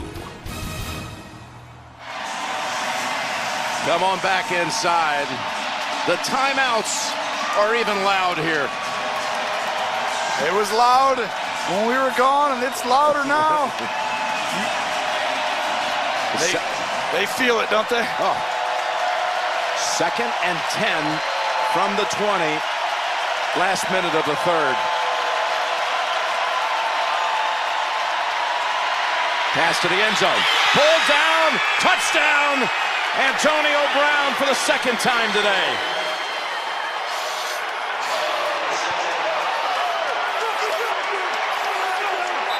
To come out with this play and this design, it's going to be hard to describe this to you, but this was coming out. They thought they would get a double team on Antonio Brown, and they do, but it's not the double you normally see. They go bracket in and out. One guy's inside, one guy's outside.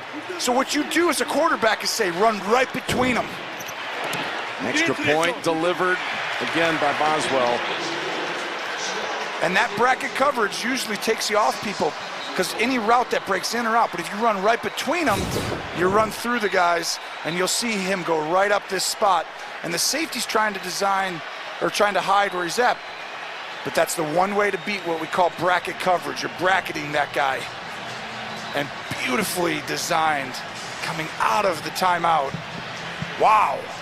They knew what they were getting, and then they went out and just executed it. And that becomes a record-setting throw for the Pittsburgh franchise as Breeze grimaces for a second. A 33rd touchdown pass of the season for Roethlisberger. He breaks his own team record of 32 in a season with 3 today, 33 on the year. And he's thrown for 146 yards in this quarter. Yeah, he's put his team on his back. I can tell you that right now in this football game. The receivers are playing well, but he's really, this is one of the finest performances in a tough environment against a good defense. You know, he's played a lot of big games, and this is another one in that long list. But there's a good chance he's going to have to continue doing this, because you know New Orleans is going to put some points on the board again, right? At some point in this game? There's some more scoring to be had here. There's a few more trips up and down the field. You got to think for each side.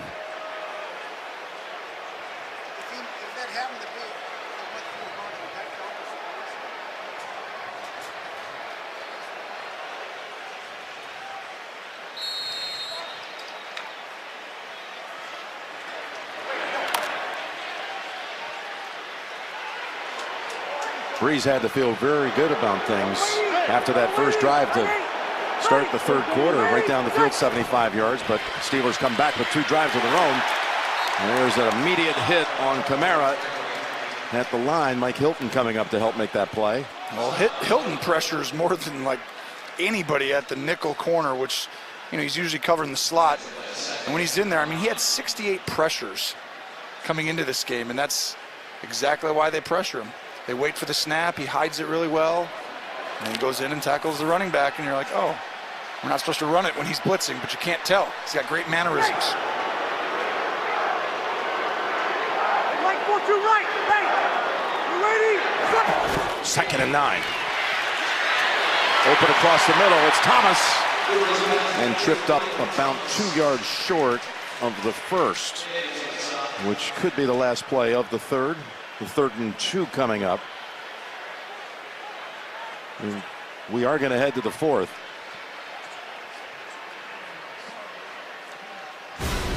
Another good quarter of action in the books. 15 minutes to go down in New Orleans. Pittsburgh leads it.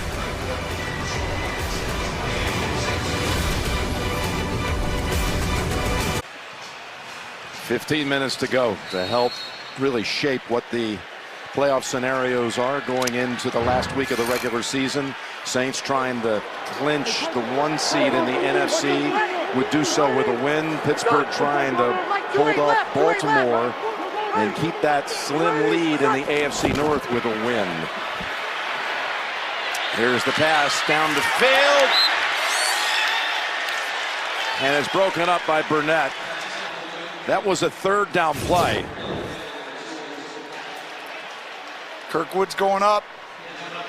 And really a fantastic play by Burnett. Burnett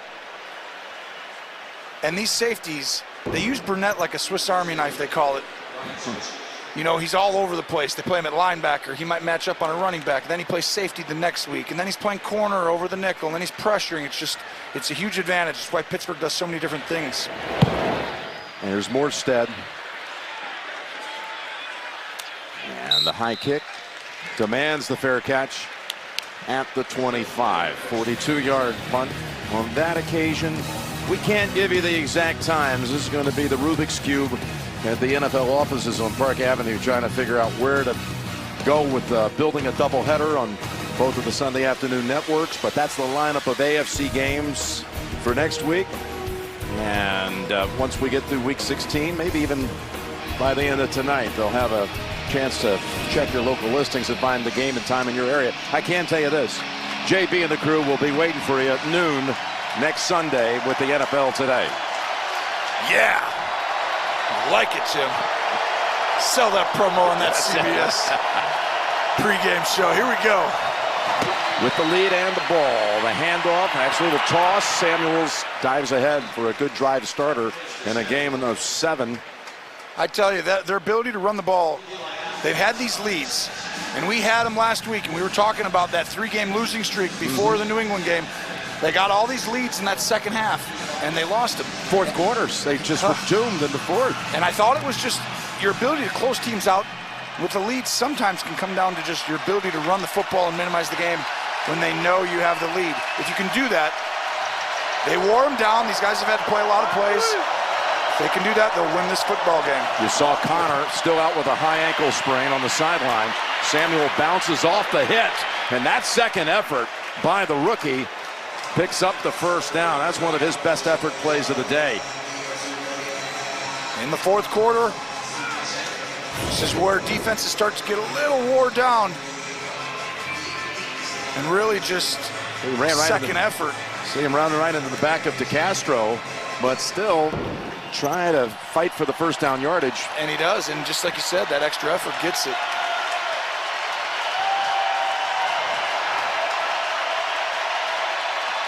Oh, could be killing the play. Sees the pressure up the middle.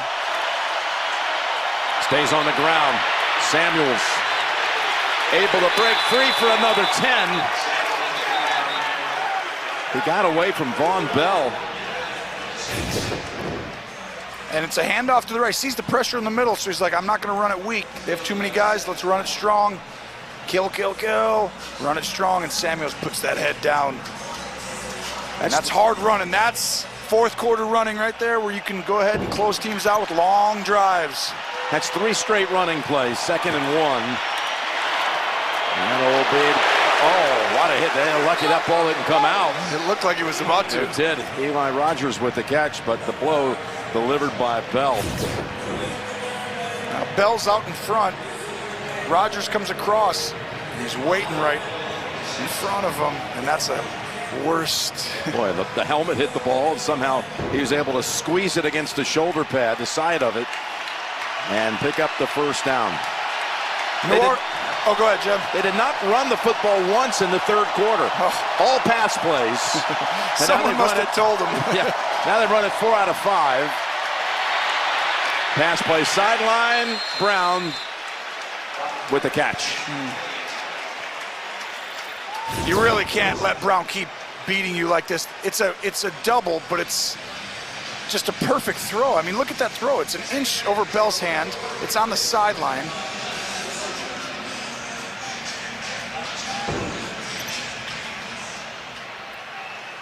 It's going to get difficult here at the end because they're going to have to leave Brown one-on-one. And Pittsburgh knows it. And these safeties are going to start coming down right here at some point to stop the run. Screen pass, Samuels. He gets hit from behind. That actually pushes him ahead for another couple. And they pick up 6 or 7. So you take the Steelers. Look what they've done. They had the 97-yard touchdown, again engineered by Fichtner and others. The 97-yard touchdown at the end of the first half. 2 drives in the third quarter, both for touchdowns. And they're driving again, so they have not been stopped in a long time. This is Ben Roethlisberger just in the zone. Every throw is the perfect touch. It's got perfect trajectory. And he knows where to go with the ball, and then he's carrying his team by moving around and finding a guy late. 2nd and 3, Samuels patient. He dives for about 1, maybe 2. 3rd and short coming up from about the 34-yard line. And New Orleans is fine if they can hold them to a field goal attempt. You got Drew Brees on that other side. They're not going away. This environment's not going to get all of a sudden easy and quiet here. Oh, speak of it. 3rd and 2. Oh, it starts to feel pretty big now. They got Ridley into the game as running back. Everyone in tight. It's Ridley. Nowhere. Saints think the football came out. Well, they didn't blow the whistle. This is going to be real interesting. Okafor has the football. You didn't hear a whistle either, did you? I did not. It's hard to hear anything in here, but it didn't sound like they blew it dead. How are you going to hear a whistle in here? I can't even hear you. Oh, it is. It is. It is a fumble by Ridley. And this is one thing that plagued him in early years with the Patriots.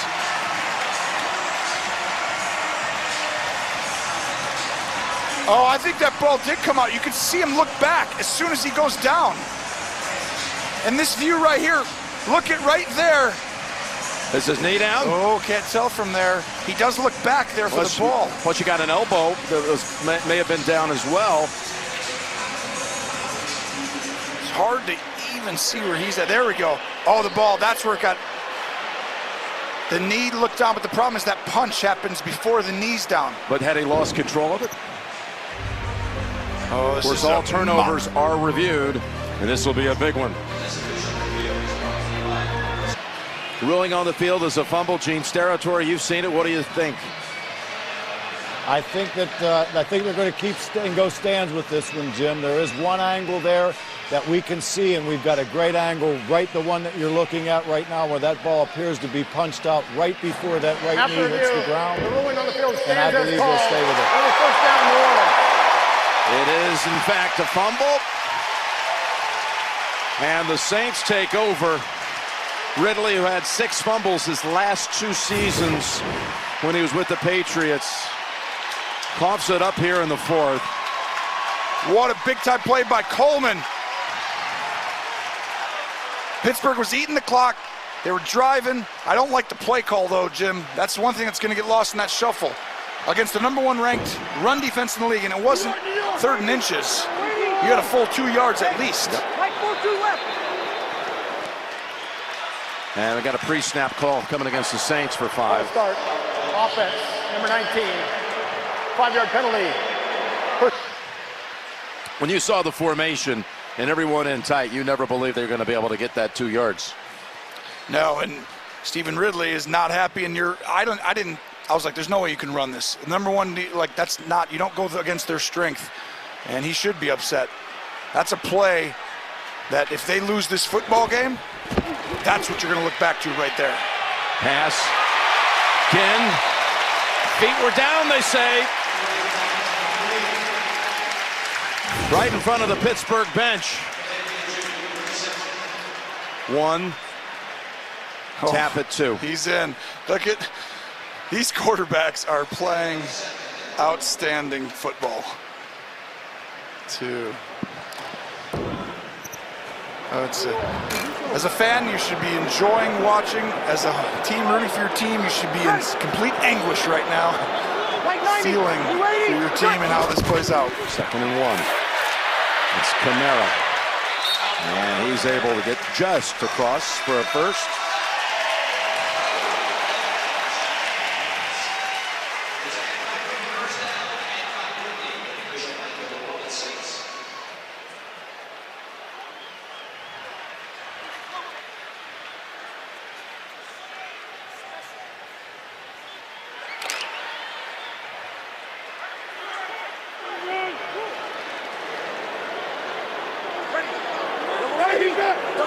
So Kamara motions into the backfield. He sees the safeties on him. He knows it's man-to-man. Here's a first down pass to an open target. And Hilton finally able to take down Keith Kirkwood, but it picks up 23. And Brees finds the open man. It's a busted coverage. Kirkwood in the slot. Watch right here. Because Kamara swings out, you're going to see the defender take off Kirkwood and just leave him. He was guessing that ball was going to go right to Kamara. Saints going without their left tackle, Armstead, who was injured in the first half, came back for a while, but has missed time here in the second half. So they put Andrus Peat at left. Kamara had a stealer on him right away, TJ Watt. As we approach 8 minutes to go. Think there are a few folks watching the Baltimore right now? Oh, look at that. That's Ridley's helmet. They have to repair the Ridley helmet after he slammed it to the ground. The problem is, what happens if you got the ball right back? You've eliminated yourself from going in the game when you break your helmet on the sideline. 2nd and 9.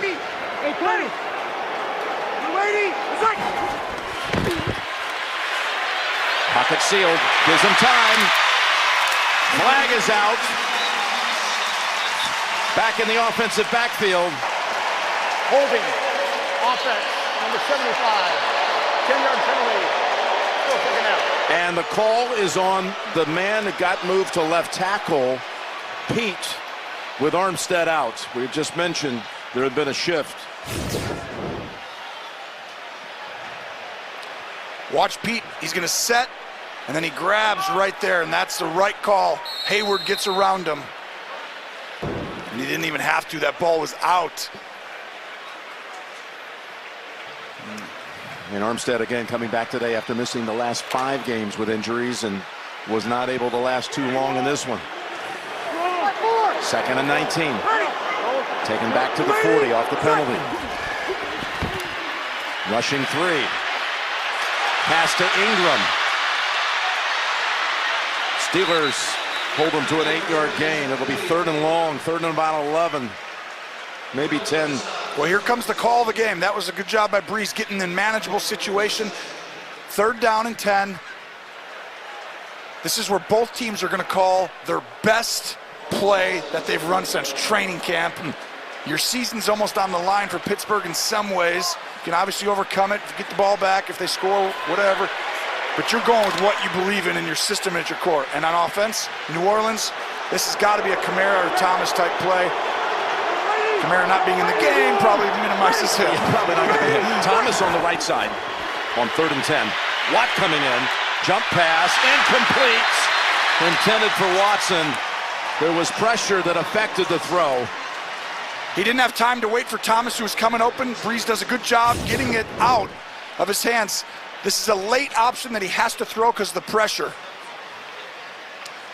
And the right tackle, it's Watt who does it. They're going to Creates the attempt pressure. a long field goal here. They're going to go for the 50-yard field goal attempt. With Lutz, who's already in this game, set the Saints' consecutive make record. He's also, as we told you, made 5 straight from 50 plus. This is 50 on the nose. The kick is blocked.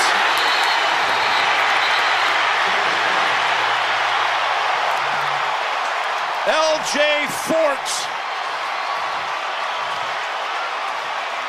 I don't think they're offsides this time either. Look at the block right up the middle. Pittsburgh with the ball back. The NFL on CBS is sponsored by the Ram 1500, Motor Trend's 2019 Truck of the Year. Verizon, the best unlimited is on Verizon, America's most awarded network. And by Pizza Hut, official pizza sponsor of the NFL. Back inside, Steeler football. Ridley, who was in agony after losing a fumble, but saved by the play. Fort with the block. Fort with the big-time block, but you just mentioned it. You saw Watt pushing Will Clapp down on the other side. Big-time play by a star defensive end. Which allowed Fort to be able to get that open lane. A little throw to Brown for a gain of about 6, maybe 7. But that's where special teams, I mean, you can win games if you get people to play with that kind of effort. Fort and Watt, you know, your best outside pass rusher to be able to commit and go that hard. I mean, you just bowl over a guy, and it can help you win. New Orleans needs a stop. Pittsburgh needs a big play. The last play went for 5. They're blitzing, and they get to Roethlisberger, who holds on to the football, even though Demario Davis was trying his best to not only sack him, but take the ball out.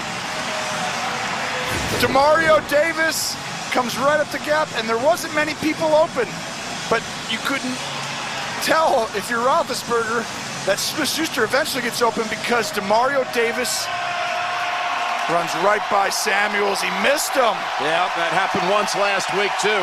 He gave up that interior pressure. That is twice in 2 weeks, and that one was costly. He missed Van Noy last week. Yep, let him go scot-free. You're right. Here's the 3rd and 14. Brown cuts it back. Going to be stopped short.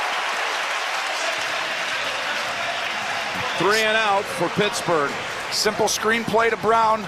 Wide receiver screen over the middle. Everyone else goes up and blocks.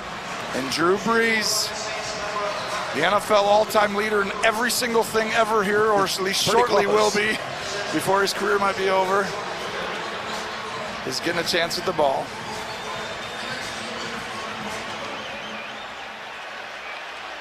Not that it's anywhere close to being over, even though he turns 40 on January the 15th. The week between divisionals and the NFC Championship game. Oh, they run the fake! The fake is short with Nix.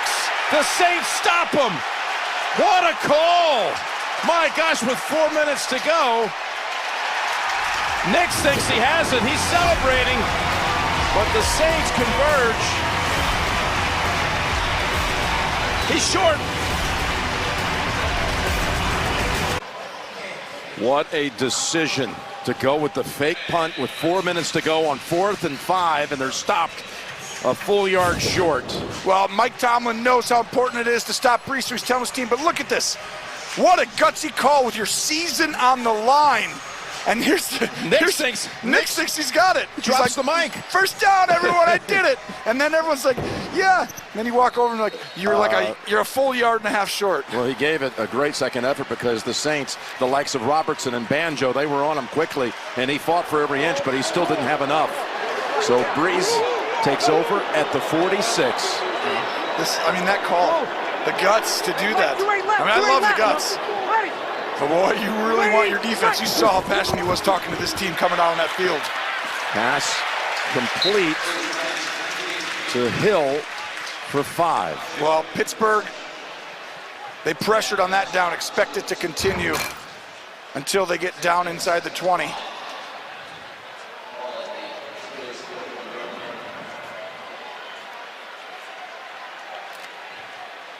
You don't see Mike Tomlin, you know, that into it.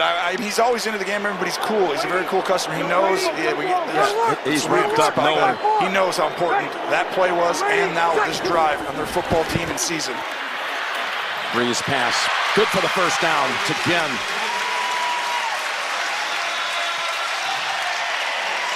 Clock running with 3 and change to go.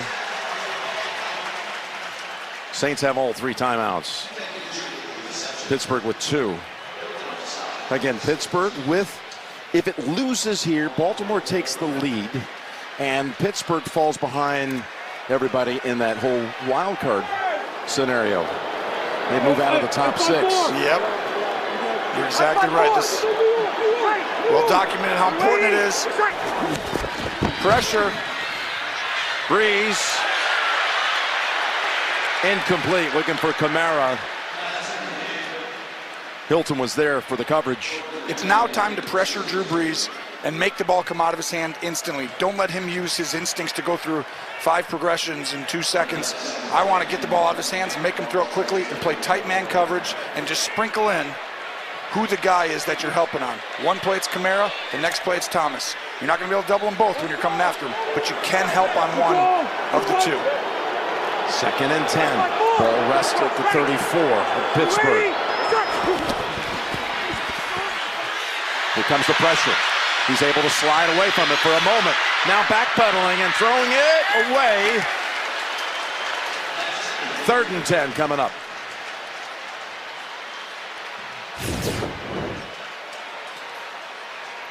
Breeze looking through the progression. Everyone's got man on it, and you saw the pressure up the middle by Hayward and Watt.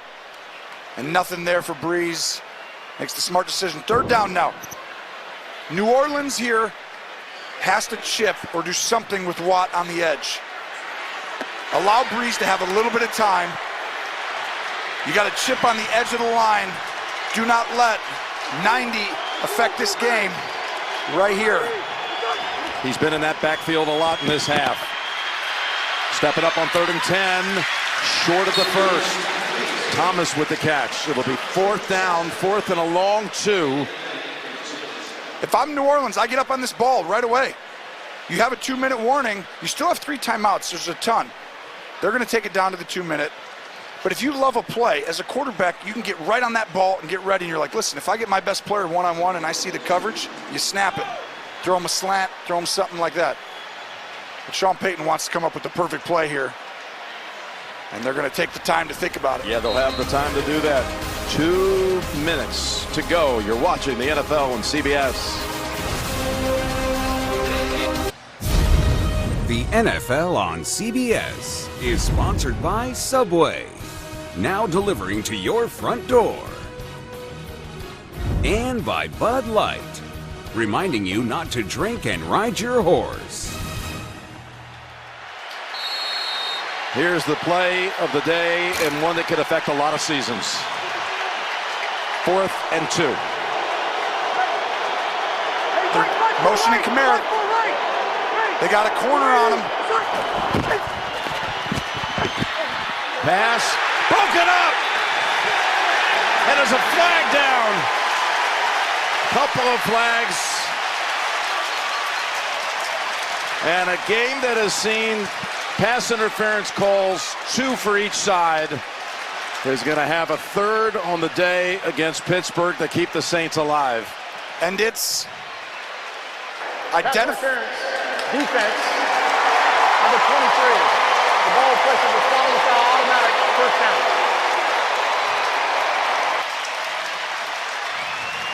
Breeze is obviously happy with the call, but right here, tough to tell from that view. I do think he grabbed him from the backside.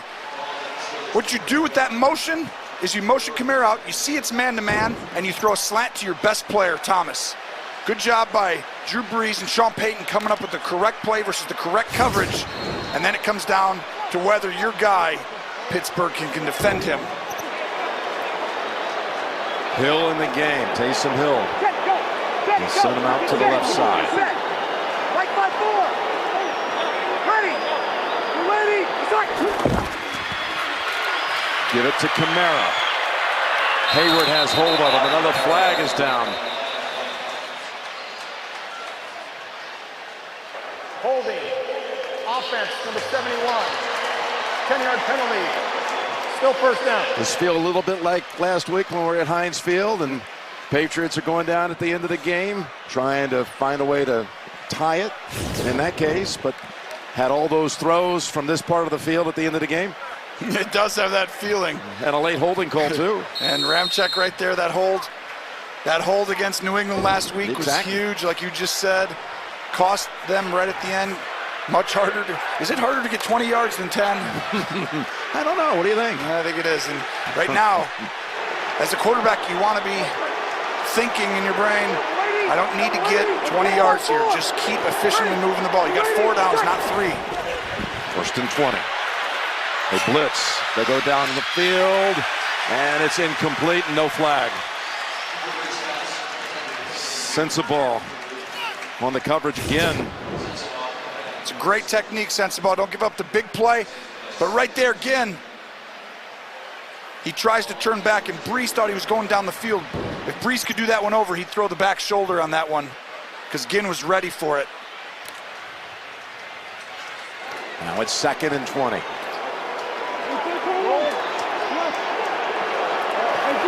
Oh, this is Drew Brees over there, though. It feels like you got to do something special to stop him. Pittsburgh rushes 5. He's able to get it away, and it's dropped.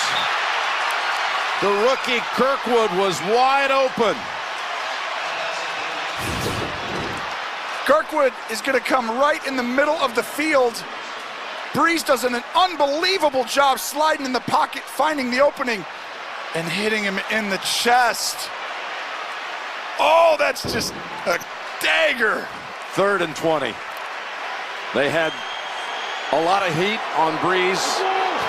That last down. You can cut the tension in here. You feel this. They're not pressuring him. Brees knows it. Here's the throw. Wide open. It's Ginn down to the 8. Pittsburgh should use the timeout.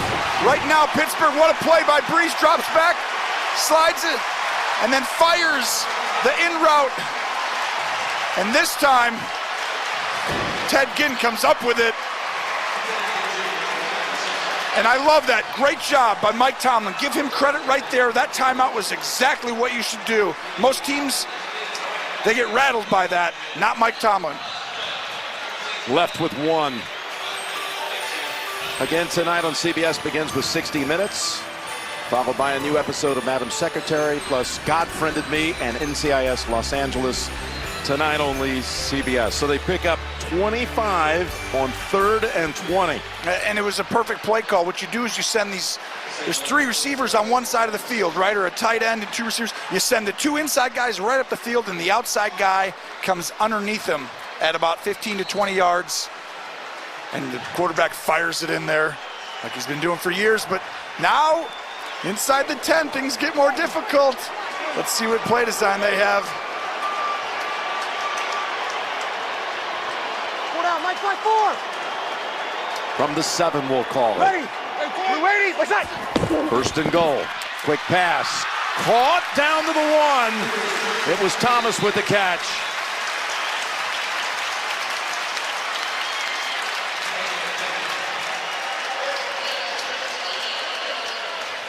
And Pittsburgh takes its last time out. Smart again. That was a simple run play that the quarterback can throw a quick little route on the backside if he sees he's one-on-one. They actually spot the ball, the length of the football inside of the 2.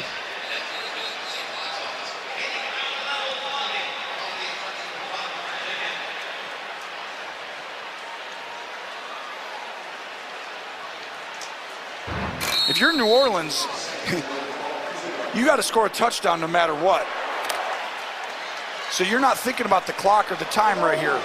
But in a perfect world, you'd score on third down after like a run for a yard. Right. Take about 40 off the clock.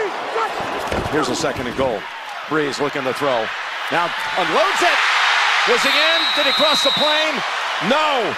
And he's in the field to play. So that will run the clock. Thomas with the grab. Oh, That's a touchdown. that's a touchdown. That's going to be a touchdown for the Saints.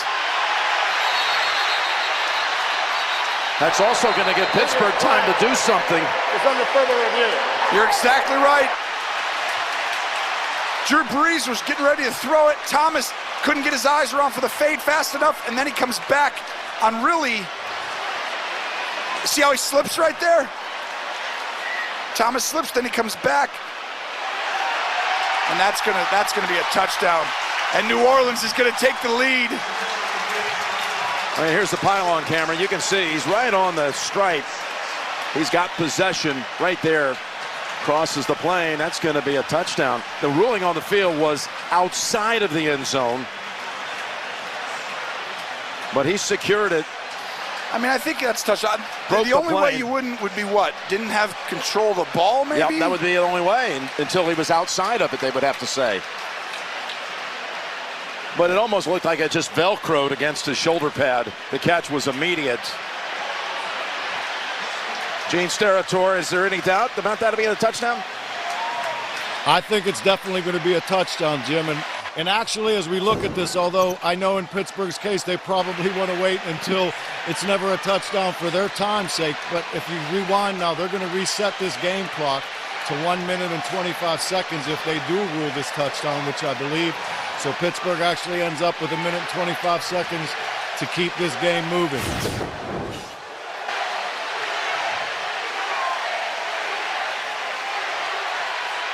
So the drive that felt inevitable in this fourth quarter, they were going to have one scoring drive, right? You just knew that Brees would do it one time. And it came off, though, a stop on a fake punt. On a fake for a punt. short field. Which, they're taking a while, though. That makes me feel like this could be in. They might be just trying to figure out the time on the clock, Gene. What do you think? That would be my thinking, Jim, and it would go to 1 minute 25 seconds from what I've seen. Let's hear what Craig Rostad has to say. Timer, please reset the game clock to 1:25. 1:25. And Drew Brees does it again.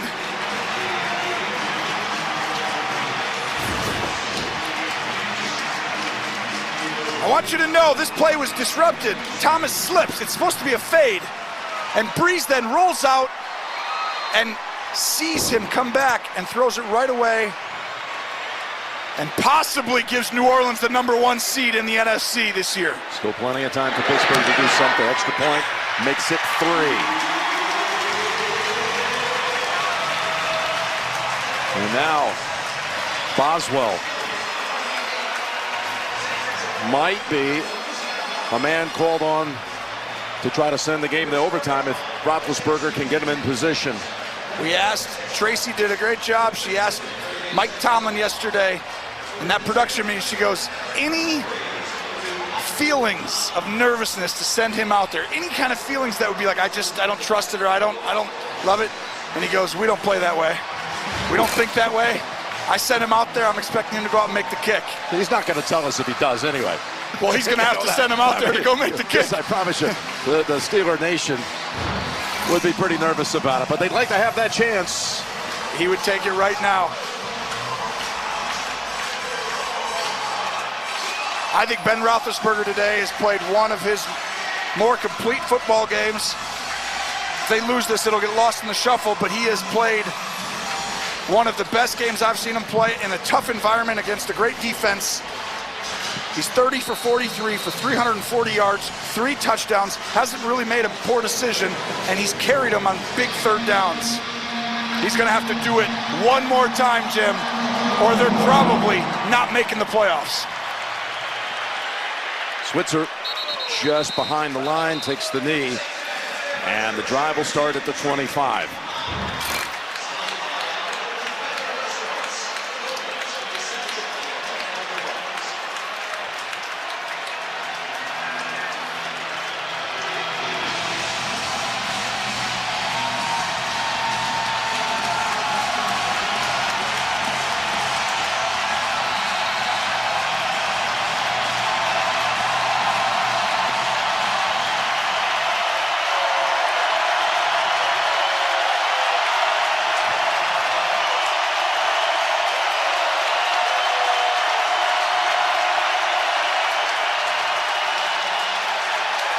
There was movement. Full start. Offense. Number 84. 5-yard penalty. Full first down.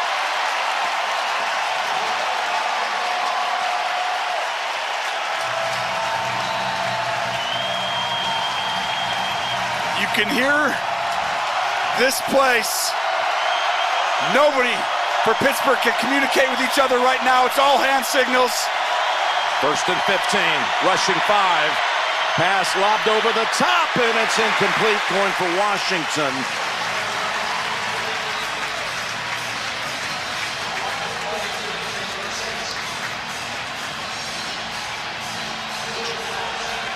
You're going to see New Orleans. I'd be shocked if AB and Smith-Schuster are not doubled on every single play for the first 2 or 3 plays here. These safeties are going to be looking exactly where they're both at.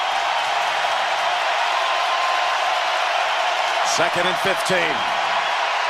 Steps up from the pressure. Now throws it. At the last minute, he threw it into the ground as he saw a defender about to jump the route. So it'll be 3rd and 15.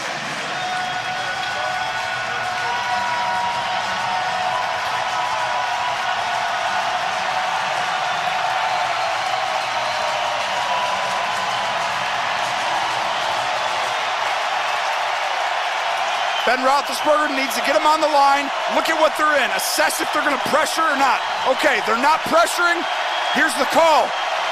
I might use the double team against him. Let him run through and bring him underneath. On 3rd down, they go deep. Receiver falls, and no flag. That's 2 of the 3 plays. The pass has gone in the direction of James Washington, who has not caught a pass today. And it comes down to this play now to keep it alive. The reason he's going to have to go to him, double team, double team. You can't throw to Smith-Schuster and Antonio Brown. It's going to have to go to one of the other guys. That's why Washington has to come up big on this play right here, right now. He's one-on-one. 4th and 15. Roethlisberger throws, caught. Saints say it was not caught. Officials say yes, it was. Brown with the grab.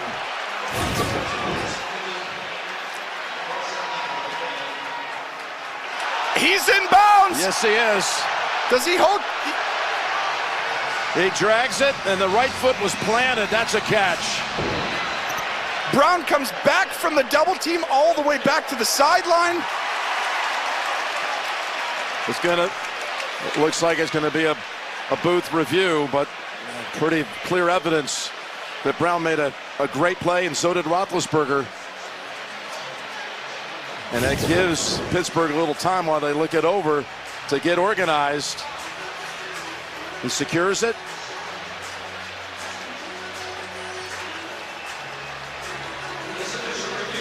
Right foot planted. I don't think there's a bobble there. No. Do you see one? I don't think so. I think this is going to stand.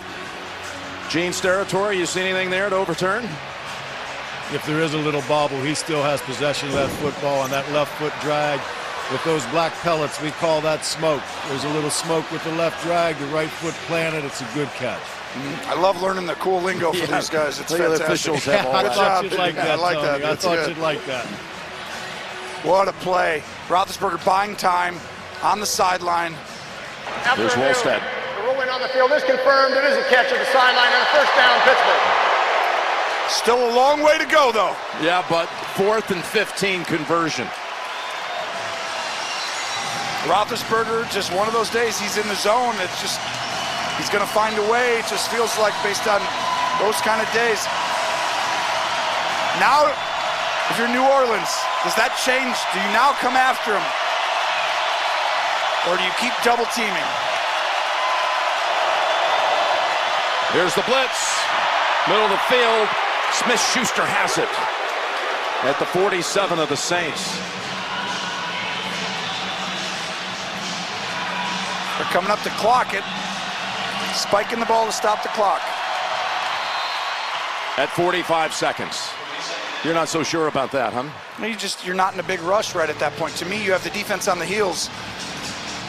It's really not that different of calling a play and snapping it. It's an extra 3 or 4 seconds, and they don't get a chance to regroup and get different personnel in or anything.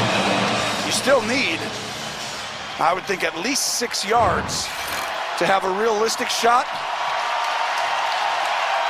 Obviously, the target's the 35-yard line, but you can kick it from the 40 to 43-ish. His career long is 53. With 45 seconds to go on second down the middle, and flags come out. McDonald was interfered with.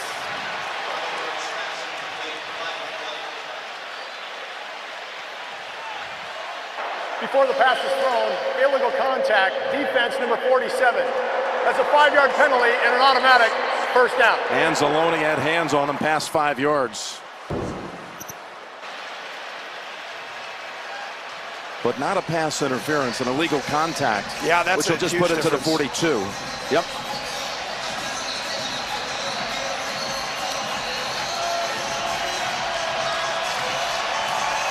Oh, and they're going 5 wides.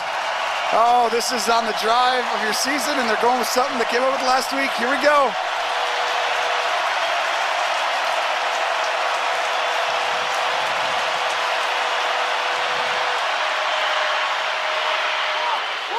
Ball comes out. Smith-Schuster coughed it up.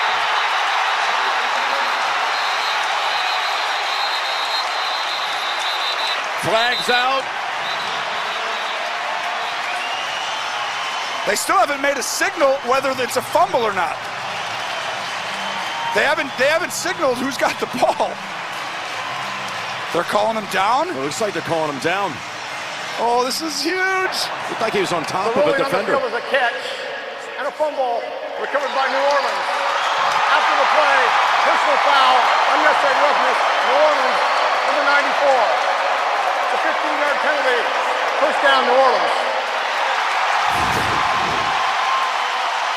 It's a screen, and Smith-Schuster has it, and let's see if this ball, he's on top of the player. Yeah, he was never on the ground. Rankins rips the ball out. Davis comes over to fall on it.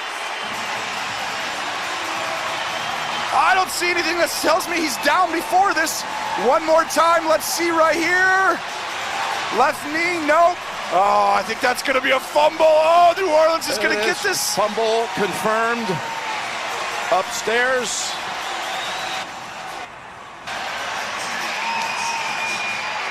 What a play by Rankins to poke his hand in there and get the ball out and secure the #1 seed, Jim. Saints are the first seed in the NFC, and Too many men now on the field. the Steelers. Defense. That penalty's declined. The Steelers will have to win next Sunday at home against Cincinnati and have Cleveland, which won today and is surging and is 500 on the season at 7-7-1. The Steelers will need the Browns to beat Baltimore in Baltimore. Coupled with their win, they would have to have against Cincinnati. Who would have thought Pittsburgh's season is relied on The Cleveland the Browns. Cleveland Browns and a Cleveland team who can win a type of game like that now. You couldn't have said that a few years ago or last year. Wow, this game was an incredible football game. Well, they were in field goal range with the catch. They were there. You can't even look back to anything before that. They were in position. Boy, it's going to be tough for anyone to come in here and beat the New Orleans Saints come playoff time. And if Pittsburgh misses the playoffs and they're on the outside looking in, how devastating to know that your football team is this good. And you can go in here and possibly win this. Last week, beat New England, control the games against good teams. It's just a tough one. Well, they landed on Tuesday morning, December 18th, after winning on Monday night at Carolina. There's the updated playoff picture. So the Saints got home on the 18th. They got a home game again next week, then a bye, and then with wins, 2 home playoff games. They may be home until roughly January 27th when they would depart for Atlanta in Super Bowl 53 if everything goes their way. Wow. And you're saying it, look it right there. You know this place. Have they ever lost here with Breeze and Peyton? Not in the playoffs. And they got a defense now too. Hey, the year they won the Super Bowl, they lost 3 regular season games. They lost to Tampa, Dallas, and Carolina. If they rest their starters and lose to Carolina next week, they will have finished 13-3, and they would have lost to Tampa, Dallas, and Carolina. Wow. You don't think this feels like 2009 when they were the 1 seed? Oh boy. Let's go down to Tracy. Thanks a lot. Congratulations. What a game. First off, that touchdown to Michael Thomas to go ahead, and then the way this defense was able to force the fumble to seal it. How can you describe what we just witnessed today? It was a battle, and listen, we're battle tested. You know, I feel like we've had a lot of these this year, and each one of them I feel like has molded us and made us a little bit stronger. Michael Jordan. Hey, it's a team effort. I love this team. I love to find out how we're going to win every week. Is he calling you Michael Jordan? I don't know what he's calling me, but listen, I love our defense. You know, they've got quite a swagger and an attitude and just a belief. You know, listen, that's an explosive offense, as explosive as there is in this league. And so we knew this was going to be a back and forth battle, but for them to come out here and make the play that they made at the end of the game, and offensively we go down, get the touchdown, and special teams had big plays. I mean, everybody contributed. And you secure the #1 seed, home field advantage throughout the playoffs. How much confidence does that give you, knowing that you don't have to go on the road unless you're headed to Atlanta? Well, it gives us confidence. Just, we love our home. We love the Dome, and we love the Who Dat Nation. And they make this a really tough place to play. But we also understand we got to earn it. Each and every time we step on the field, we got to earn it. And it starts during the week with practice and our preparation. But we won't get ahead of ourselves, one at a time. And we'll keep stacking these wins. Thanks so much. Thank you. It was a fantastic game, riveting from the start. Tonight on CBS begins with 60 Minutes, followed by a new episode of Madam Secretary, plus God Friended Me, and NCIS Los Angeles. For Tony and Tracy and all the crew, Jim Nance saying so long from New Orleans. Wishing all of you happy holidays and Merry Christmas. And thanks for spending your afternoon with us today. You've been watching the NFL on CBS, the home of Super Bowl 53.